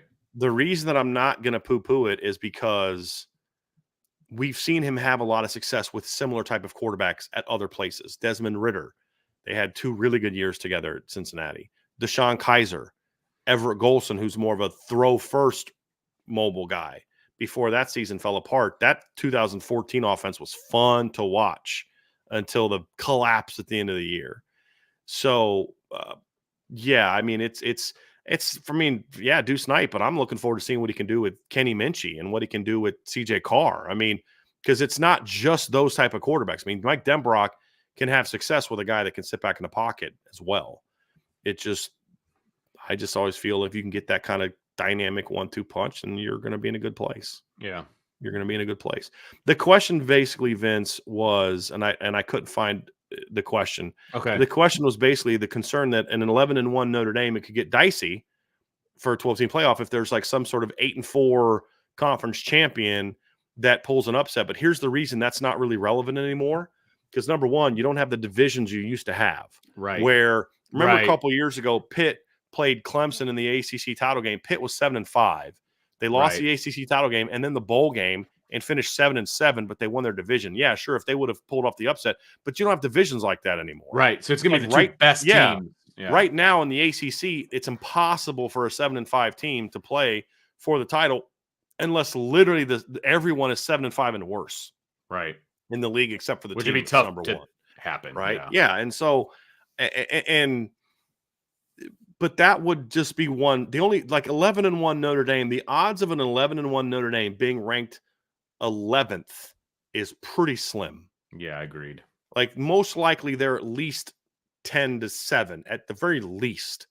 So 10-2 Notre Dame could maybe fall into that situation where they're at 11 and some upset happens in the title game and they're already down because, you've got the group of 5 team, or they're at 12, and there's some upset, or they're at 11 and then you've got to have the Power 5 team or the group of 5 team, and then there's some upset that gets a team and that kind of knocks them down. Sure, that could happen.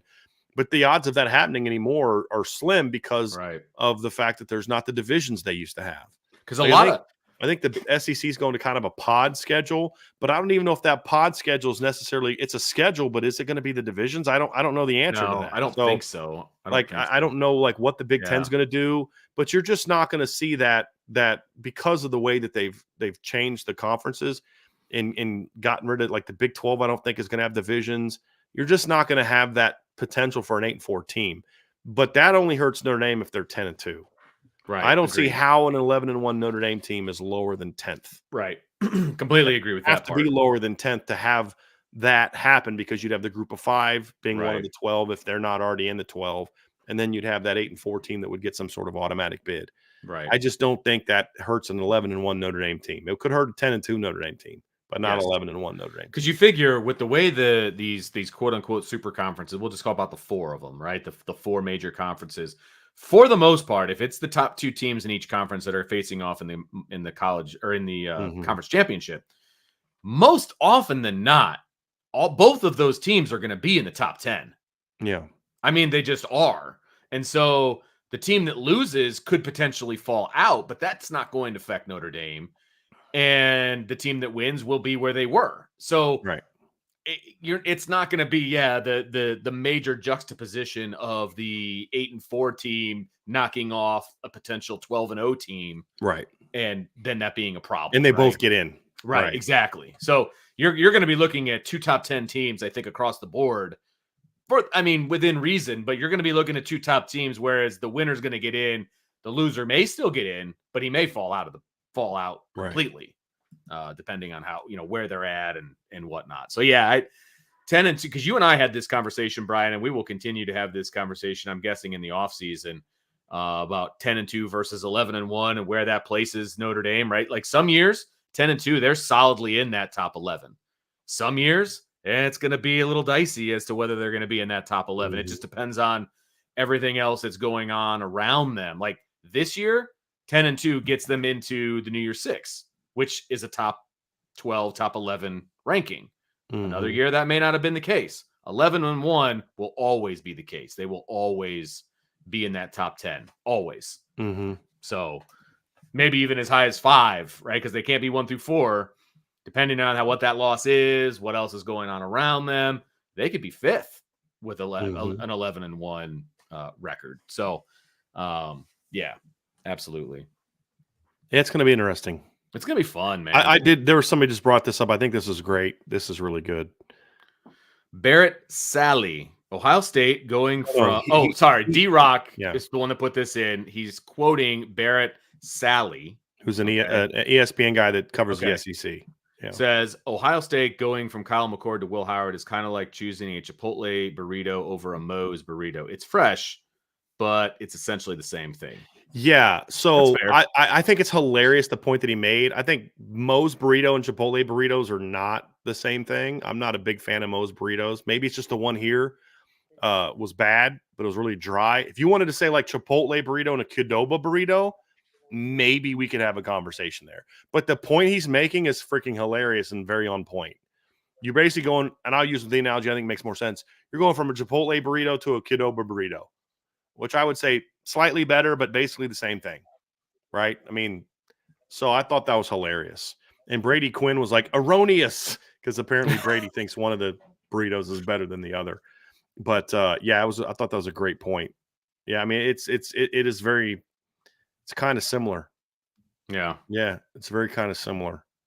It really is. This is a good topic right here. A87 says, how should the NCAA solve the issue with defensive subs slow walking? I think both sides need a sub by X time on the play clock. Well, part of this is smart. It's smart coaching by defensive coaches, but I hate it. Right. And exactly. So to me, there's two things. Number one, if you don't want to get called for delay a game because the other team slow walks their D lineman off the field, then don't substitute less than 10 seconds late. So I like his first thought process, which is, hey, you can't sub within 15 seconds of the play clock or 20 or whatever. If you don't know what your sub is going to be right away, then you shouldn't be subbing, right? And so defensive coordinators are stuck in this situation where offenses are in these late substitutions and they have to hustle off the field and get line. They can't get their calls in. There's a reason offenses do that. It's to gain an advantage. Sure. So, hey, you know what? Slow walk it off. Smart coaching. I think it's ridiculous though. It's like, come on, get your freaking big butt off the field. You know what I mean? Like the slow. So to me, make a timeline. You can't substitute with less than 15 seconds. When you sub, the guy comes on the field, the guy going off needs to go off at a reasonable pace. Otherwise, you're going to call for delay game. Right. So if it takes you 15 seconds to get off the field, then we're calling delay a game, but it's going to be on the defense, not the offense. They have to delay a game on defenses. If you're like barking out signals or if you're trying to, do things to impact the center, if you're yelling like cadence calls at linebacker, you get called for delay a game, essentially. So I agree. I like where he's coming from. You can't sub within X number of time and then you pretty much fix it. But within that, the defense you need to hustle off, right? I mean, you can tell when a guy's jogging off at a normal pace and when a guy's doing the slow crawl off the field. Get off and then rest. Hustle up. And if he doesn't move, then flag him. Yep. You know what I mean? Pick it up. Pick up the pace. You get a warning. You know what I mean? Immediately hustle off the field. Right. I like that. That's actually good, Vince. Give him a warning. Get one warning. Hey, coach, next time you do this, they need to hustle off the field. Right. And then the next time they try that, hustle up. They don't, you flag them. Just like a sideline warning. Like you get a flag and it's a warning and there's no penalty, but hey, we're keeping our eye on you. Right. I'd be okay with that. I dig it. Yeah, I dig it. That's good. I like that. Brandon Plensner, how would you rate Mike Elston's coaching job since he's been at Michigan coaching wise? He seems to be doing excellent. Recruiting still hasn't taken a jump, in my opinion. I think he's done a great job. Great job coaching. I mean, yeah, recruiting is just that's just he hasn't done a great job at Michigan. But that's the whole staff. They have not taken advantage recruiting wise of having 3 straight playoff teams, which is wild. But as far as I said this to you, Vince, the talent on this Michigan team, especially in the D line, is not what it was 2 years ago. The first year they made the playoff, the 21. Like there's no Aiden Hutchinson on this team. Now look, it's good. Chris Jenkins is a good football player. Mason Graham's a good football player, but they don't have 2 top 10 picks like they had a couple years ago. Okay. And they're still getting great production. They play hard. They're smart. They're fundamentally sound. They're a lot like the Lions were at Notre Dame under Mike Elston. And so I think he's doing a great job coaching. But to your point, Brandon, the recruiting is not matched so far. It hasn't. It really hasn't. So, yeah, good observation. Joseph DeJager, do you think Drake Bowen and Kingston Viliamo-Asa can start at the same time, maybe even next year? It's possible. Sure. I think both of them could play Will. Yes. This is not a situation, in my opinion, Vince, where they're both pure mics and you can't play them together. Sure. And if you do, you got 2 mics on the field. No, that's not ideal. Right. Unless the 2 mics are like a JD Bertrand, athletic, that. Right. Like, you don't want 2 pure mics on the field. You just don't. Right? Like, part of what made the linebacking core in 2018 so good is because Tavon was a pure mic. He was a tackle to tackle guy. He did not have range. Drew Tranquil had all types of range. They fit really well together. They were a good duo. You don't want two pure Mikes. I don't think Kingston and Drake are pure Mikes. And I mean that in a complimentary fashion, meaning they can play together. One could go play Will, just easily could play Mike. Which one that is, I don't know the answer to that, but I don't think it matters. It's like whoever fits best at the Mike position and Will position. But yes, I could certainly see those two guys playing side by side. But I'm not writing off Jaden Alsbury, who was my number one defensive player in last year's class. I'm not writing off, Preston Zinner yet. Jalen Sneed. There's a lot of guys that like this thought that Kingston's just going to come in and take a starting job. Maybe because he's really talented, but there's a lot of other really talented guys. And so it's going to be harder for Kingston to win that kind of job where maybe 2-3 years ago it would have been much easier for him to come in and play as a freshman. Sure. But he's talented enough to do it, and he's smart enough to do it, and he's tough enough to do it. Those are the things. It's one thing to be athletic, and he's a good athlete, but he's super instinctive, he's super smart, and he's physical. Those are all things and he's got some weight to him already at 225, 230. And those are all things that you need. And the competition he played against in high school helps as well. Sure. Like you shouldn't punish a guy that plays against bad competition, but you also can't ignore the fact that when you look at who he's playing against teams with a lot of college players on it all the time and playing all over the country. I mean, I had to travel out to Ohio for a game, I believe, this year. Or was it DC or something? Wow. You know what I mean? So in a nationally televised game. So that helps. I mean, he's played modern day multiple times. I mean, that helps him with the adjustment as well. For sure. Irishman 7114 is Hulak being counted as a linebacker? Because I've heard that Notre Dame is still recruiting 3 defensive linemen, Burgess, Shanklin, and Jarquez Carter, and I don't see room for 7 defensive linemen in 25. Well, number one, I think that they can have room for that. Because essentially they're recruiting 5 positions. To your point, Irishman, he's not really a linebacker. He's not really a defensive lineman. They're recruiting him as a hybrid guy to kind of do a little bit of everything. So it's a little bit of a different deal. So it has to kind of be considered a 5th position, to be honest with you. So it's 7 guys for 5 positions. So, but even if you count him as a defensive lineman, I do think when you look at the roster the next year, I think there's merit to 6-7 guys coming in. If it's the right 6 or 7, that's the key, right? Because you had a 4-man class last year, and then you look at some of you look at just who they're going to lose. They're going to lose Howard Cross after next year. They're going to lose Riley Mills after next year. They're only going to have one more additional year of Jason Onya and Gabriel Rubio, maybe. They're going to lose RJ Oben after next year. They're losing Jordan Patojo after next year. When the 25 class shows up, Josh Burnham will be a senior. If he's as good as I think he is, he may not be a 5th-year guy, and so you've got a lot of guys that by the time this 25 class shows up, a lot of these guys are either going to be gone or in their last year. Right. And you don't necessarily want to be replacing departed guys with true freshmen. So I think the fact that there's enough positional flexibility in that whole group leaves that. And then also you've left yourself room in case somebody flips, you're still in a great place. That's the other part of it. But I think you can make a case for they'll be fine with 7, especially with one of those 7 being a hybrid guy. But the other part of it, too, is what I love about this is, they've got players they really like, but those are 3 really good football players, and Notre Dame's not like, well, sorry, we can't take you. We've already got numbers. They're just keep recruiting really good football players. Like, they don't need another running back in the 25 class. They're still recruiting James Simon. Why? He's too good not to recruit. You can't say no to a kid like that. And I love that mindset. Love that mindset. Coach Koch, how is the scholarship, or I might be Coke, how is the scholarship situation looking? If you had to guess, how many will transfer out in the spring? Well, at least 5. Yeah, I mean, depends. So right now, I'm pulling up the scholarship chart, which is found at Irish Breakdown. You can see it on the board. Yep, got it right here. And they are at 88 right now. I anticipate them getting at least one more portal guy, and I anticipate them giving a scholarship to one player who's currently not on scholarship. And my guess would be Luke Talich. That's my prediction.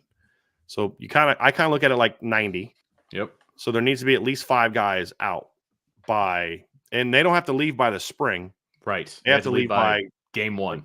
Yeah, pretty much. I mean, Monday of the first game, you need to have your situation down 85.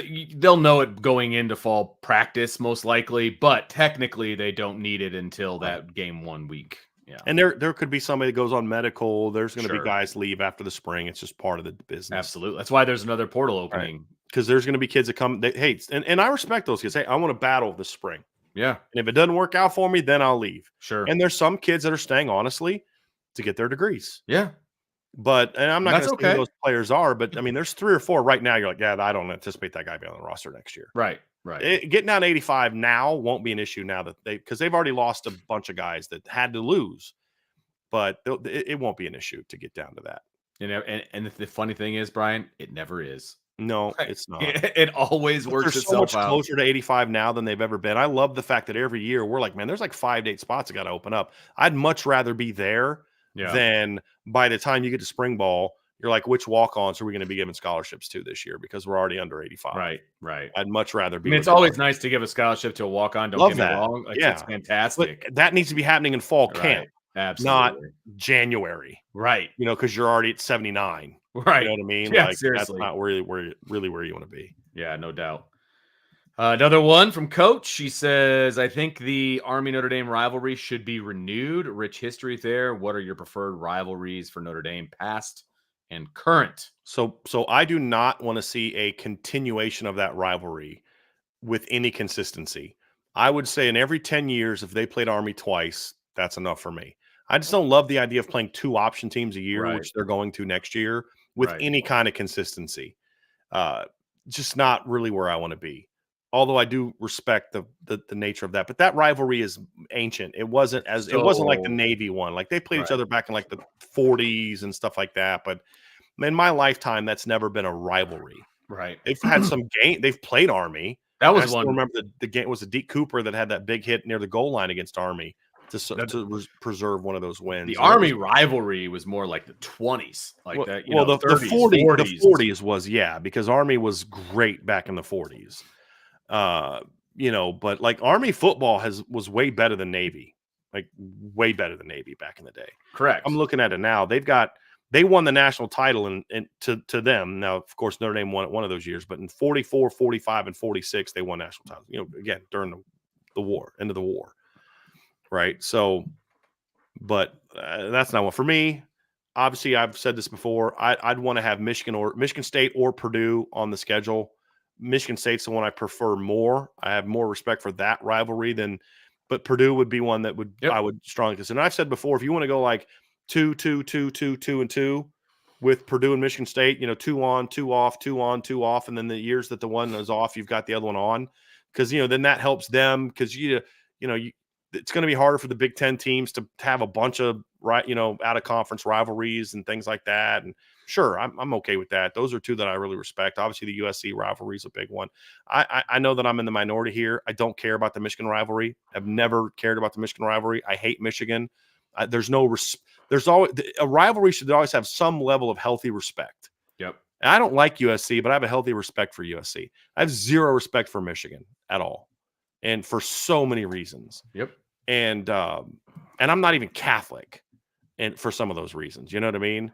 So I just don't care about that one. I've said this before. I would love to have a rivalry against Tennessee.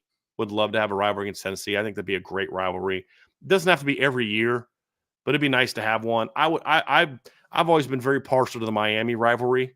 I would love to see that come back with a little bit more regularity, to be honest with you. That's one I really like. Doesn't have to be every year, but in 10 years, you should play each other 6 times. That would, 4 and 4, or 4, 2 off, 4, 2 off, 4, 2 off. I'd be cool with that. Like, that'd be a good one. Those are the only ones that I really care about, specific teams' rivalries. That's kind of the only one. Like somebody said, start playing some Big 12 teams. That's fine. I'm fine with that. But I don't want, there's no Big 12 teams I want to play all the time. Right. To do a home and home with Cincinnati, home and home with West Virginia, home and home with Arizona, home and home with TCU. Just like they would with any conference. Sure. That's fine. I don't want to. I don't need to develop a rivalry with anybody in the Big 12. Yeah. But now a relationship with the Big 12, I support. Where we'll rotate home and homes. I'd go home and home, neutral site, home and home, neutral site, home and home, neutral site. So some of those teams you don't necessarily want to play twice. I don't want to see Notre Dame go to Lubbock, Texas. Right. I could not care less about watching Notre Dame play at Texas Tech. So, okay, that they're one of those ones where in the third year, we play a neutral site game. We'll play them in Dallas. And then do home and homes with TCU, home and homes with Arizona, home and homes with Arizona State, home and homes with Colorado, Utah. And there's some that I would like to see that, but like some of them I don't care about. Notre Dame ever playing in Lubbock, Texas. I don't care about ever playing in Ames, Iowa. Isn't that where Iowa State is? Ames. I don't care about playing against Iowa State. I do not. Make that a one-time neutral site game. And then make the home and homes more with more traditional teams, ones that there's some history with. West Virginia, some history there. Played for a championship against each other. That's more of what I would like to see. Like I don't really care about going to Manhattan, Kansas. But you know what? That's a decent program. All right, cool. Do that once every 10 or 15 years. All right, cool. But that's kind of where I'm at on those, Vince. That's where I'm at on those. I wouldn't mind seeing Notre Dame pick up like Texas as a rival. I think that would. Well, they're not in the Big 12 anymore. No, I know that. Oh, gotcha. I'm just You're answering just the question. Okay, my bad. Yeah. Big 12 doesn't do a whole lot for me, if I'm being honest. But I understand where you're coming from. I have no problem. But for me, it's more the recruiting. Right. That's what I'm saying. You want to get in that I get state more, because it's not just Texas, like to yours on Tech, but it's also getting into Arizona. Sure. Getting out west, that kind of thing. Right. I have no problem with that part. Like, I think you should have, as Notre Dame, as an independent, they need to have a relationship with all four of the power conferences, in my opinion. And then they can just pick and choose which ones they go to and just get a nice model going and be Notre Dame and play all over the country. Like, I have no problem with that part. So that's just fine. I have no problem with that. As far from a rivalry standpoint, obviously USC is the biggest one for me. That's the one I love the most. Is the USC rivalry. I'm with you on Michigan. That's more of a hatred. I wouldn't mind if they never played Michigan again. That would not bother me in any way, shape, or form if they never played them again. I have always been right with you with Michigan State and Purdue. I'm about 50-50 between the two of them. I find them to be very similar, but they have more history, I guess, with Michigan State from the 66 game and things like that. But there's a lot of history with Plus, Purdue. Michigan State was a team that had their back when they were trying to get into the Big Ten. This is true. There's some of that loyalty for me involved in that, where when Michigan was fighting against them, Michigan State was one of the teams that said, hey, we need to be bringing these guys in. Yeah. And that matters to me.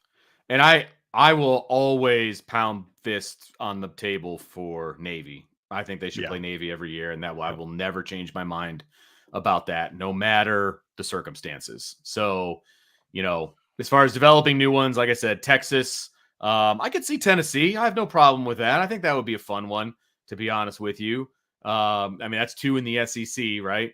And then you've got USC in the Big Ten. You've got, Michigan State and Purdue in the Big Ten.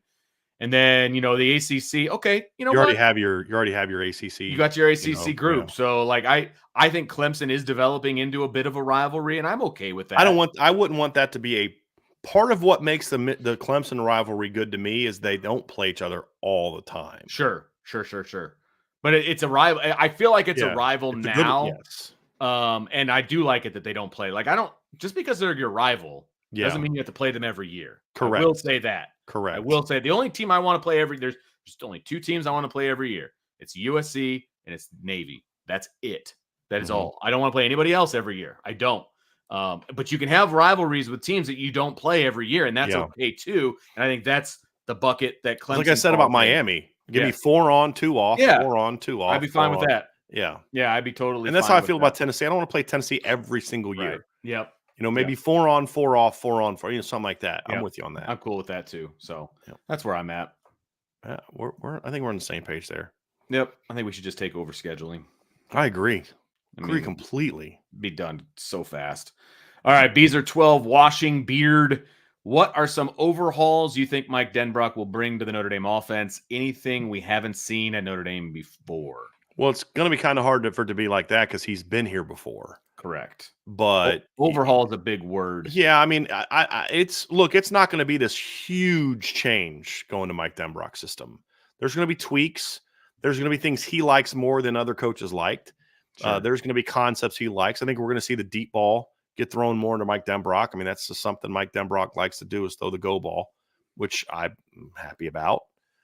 I mean, look, the first pass play I put in camp when I'm running things and it's my choice is 4 verts. That's the first concept we put in on day one of football camp is 4 verts. Then everything else is built around that, because my whole thing is, if you're running anything other than a quick screen or a delay, everything is going to look like a go route. Everything looks like a go route coming off the line. And so that's why I put that in first. And you got to be willing to throw the outside go ball, and you got to be willing to throw those seam routes if you're going to do that. So I think we'll see more of that stuff.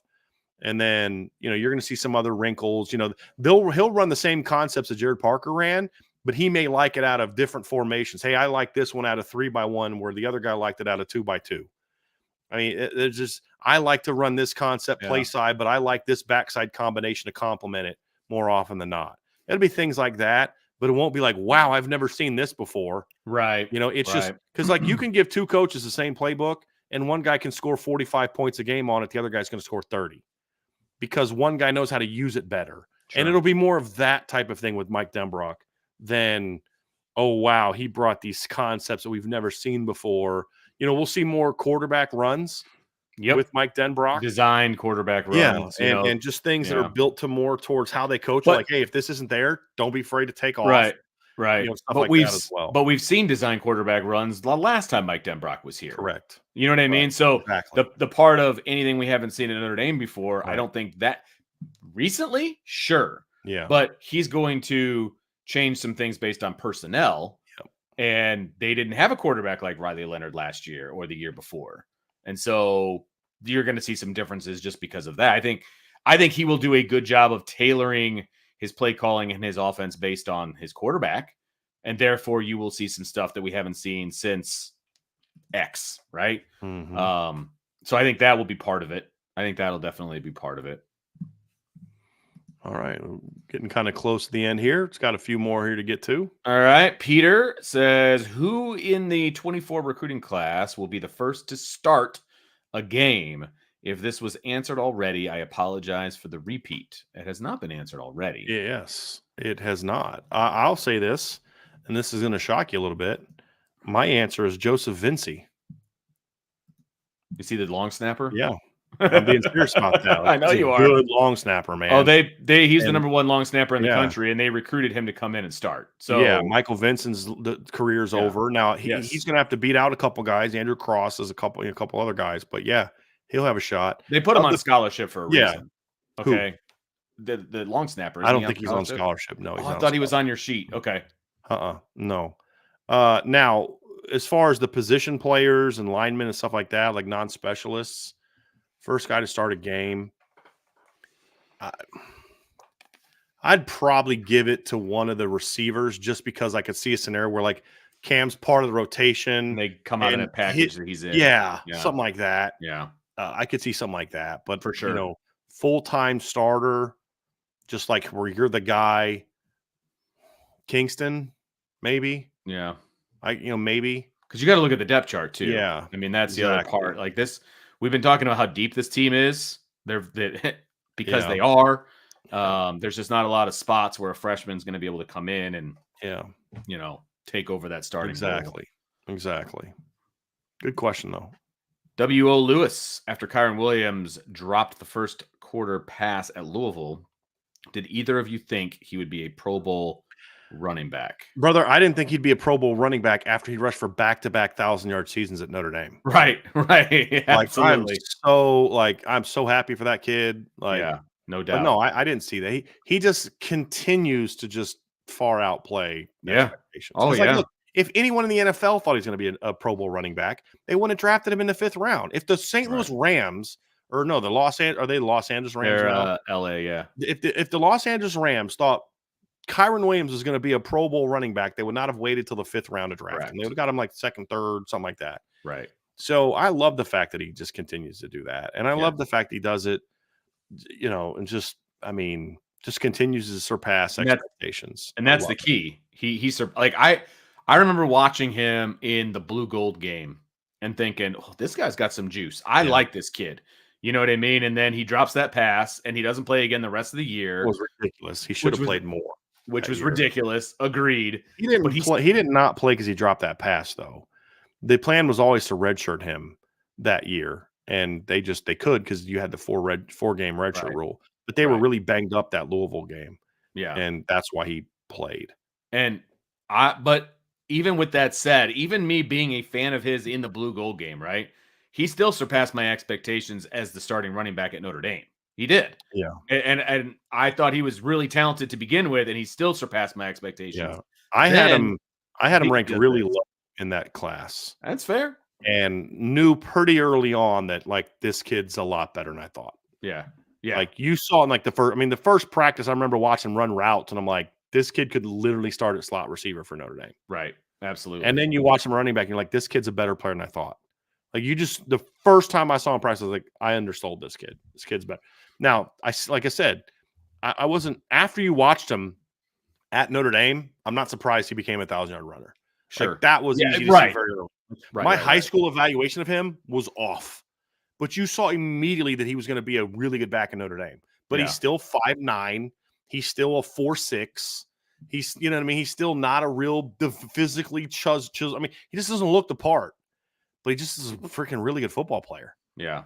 You know, and so, no, I didn't see that come. Even as when you quickly, like you said, Vince, we saw him in fall camp, and you're like, yeah, this kid's really good. Or was it spring ball? I can't remember. But first time you see him, like, this kid's going to be a lot better than I thought. First time I remember seeing him was the blue gold game. Still don't remember. Still didn't view him as a future Pro Bowler. Right. Not. I say this, not as well.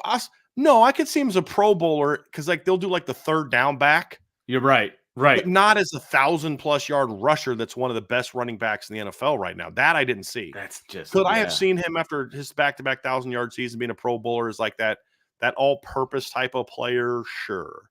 But not what he's become, man. He's so much better than I thought he was going to be. And those are the ones where I like being wrong.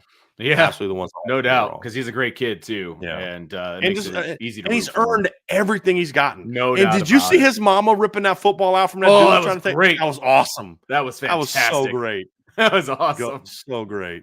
Yep. I did enjoy that very much. Yep. So. Just Your Ordinary Joe, best live game announcer moment was the Wake Forest game. It was actually Stanford game. Okay, Brian predicting the scoring on the blocked field goal. Yeah, remember? Yeah, that was pretty good. That was the Stanford game when Javante ran it back. So yeah. The Wake Forest game was that one. I predicted the score correctly. Oh, I predicted 45-7. Gotcha. Stanford was the one where we were doing the live show. Yeah, and because we didn't do a live show for Wake Forest. No, we only did one this year. Stanford. So yeah, that was one of my better. We usually do the last game of the season. That seems to be our thing now. Yep. Irishman 7114. I think we should have more of a national conversation about how we could theoretically have the number 1 team in the nation being the number 5 seed in the playoff. It's so dumb. It is and it isn't. I get where you're coming from. Yeah, I'll let you do this one because you're the one that convinced. Because I had the same initial thought as he did. Yeah, I get where you're coming from, Irishman. I totally do. If obviously he's talking about Notre Dame. They're 12-0. And they get bumped down to a 5 seed. It's like, what are we doing? Right? Here's my pushback. And I think this is what Jack Swarbrick was thinking when he agreed to this or came up with this or whatever, right? It's that Notre Dame is not in a conference. So therefore, they are not playing in a conference championship. So every team that is going to get a bye will have played 13 games. Notre Dame will have played 12. And so not getting a bye in the first round and playing the group of 5 team at home will be their 13th game, which I think we can all agree is a much easier 13th game than a conference championship game. And yet now you can say Notre Dame has the 13th data point when they face off against one of those top 4 teams in the next round. So it kind of evens out the playing field a little bit. And it's a succession given by Notre Dame. It's like, okay, look, we're not in a conference. We won't take the bye. We'll give that to conference champions, and we will voluntarily, essentially, take the 5 seed and take that extra game and then even things out. Because there's one less opportunity for them to. Yeah, there's one less opportunity for Notre Dame to lose compared to those other teams. That's basically what it is. Yeah. So yeah, and you sold me on that, Vince. You convinced me of that one during that show, that initial show. It makes a lot of sense. So I Right. get, look, you have the same initial thought I did. That's bull crap. If Notre Dame's the number one team, they should be the number one seed. Right. And I I think get that's it. a fair thing to say. I do But yeah, too. you say, hey, look, you don't have the data points that these other teams have to get the bye. You're still going to get Right. in. And honestly, if you're Notre Dame, it's not that bad of a deal because Nope. basically you're getting the worst of the top 4 seeds in the second round. Right. A team that you should be ahead of, you're getting to play in the Yes. next round. And Correct. there's a lot of merit to recruiting and different things and fans to have that home game. You get that home game in December.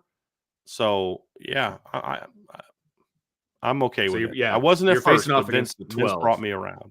You're facing off he brought against me the around. 12, and then you're going to get the 4, which you should have been higher Right. than to begin with. So I Yep. kind of dig it, So John Haynes says, now that signing day is over, was there ever a real shot at flipping Caleb Beasley? Is there a backstory? No, I mean, there's a real shot for a while. They just could never convince him to not go to Tennessee. I mean, look, the kid visited Notre Dame, I think at least once after he committed. I think actually twice. And it just got to the point where they might have still been able to flip him if they stuck with it, but I think they were just kind of comfortable with where they were, and they just moved on. He was going to be hard to flip after a while. But for a while there was a very real matter of fact, for a while there, I really thought they were going to flip him. But the in-state pool was too strong, and eventually Notre Dame was like, we're going to spend our time elsewhere. Yeah. But yeah, there was a real shot. It would have been tough, but there was a real shot. But there's no backstory besides that. There's like nothing bad happened. They just were like, you know what? We're good with where we're at. And I think Carson Hobbs having a breakout senior year helped them with being more comfortable just with the 2 they had. I think that helped them a ton too. So yeah, they moved on. And then this will be the last one, Vince. All right. Oh shoot, where was it? It was Matt, I think. Matt Griner. There we go. Ginther. Matt Ginther. It was a quick look. How big do you think the 25 class will be? I mean, there's so much it's going to go into that type of thing as far as portal additions, who leaves for the NFL.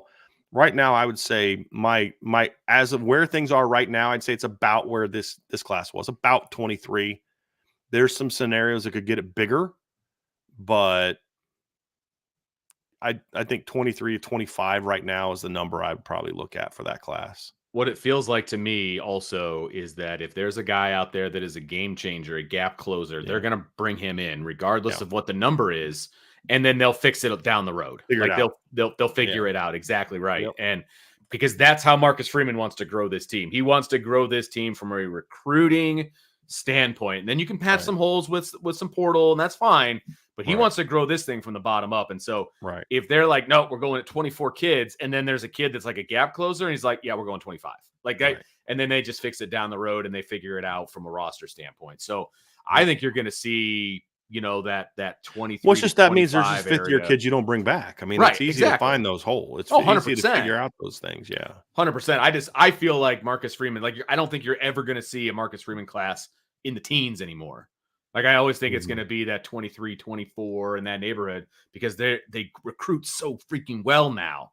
You know what I mean? And they're going to, like you said earlier in the show, they're going to recruit kids because they deserve to be recruited, and more kids are going to be saying yes to that.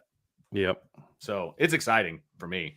I agree. Why don't you go and take us out of here, man? Don't forget to remind people about the show you're about to go on. You know it. So don't forget to hit that like button, that subscribe button, that notification bell. Give us a 5-star review. Share with your family and friends. We have a IB Nation sports talk show here at 5 o'clock. So we're talking about 18 minutes, give or take. So make sure you guys jump on over there. Take a break. Go get a sandwich. Hit the bathroom. Come on back. We're gonna do a 2023 year in review, but a little bit differently than what Brian and I did.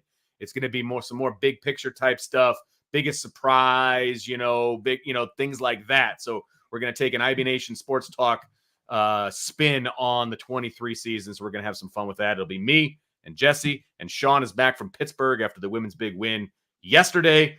So come on and join us. And and then next time the big show is Monday at the normal time. It's going to be a mailbag, I believe, with Ryan and Brian. I unfortunately have to go back to work, or the other work, And so I'll be doing that, but join the boys. They'll be doing a mailbag on Monday. So come up with your questions over the weekend and hit them on Monday. Brian, anything else you got? All right. So that's going to do it. So for Brian, I'm Vince, and we will talk to you next time on the Irish Breakdown Podcast.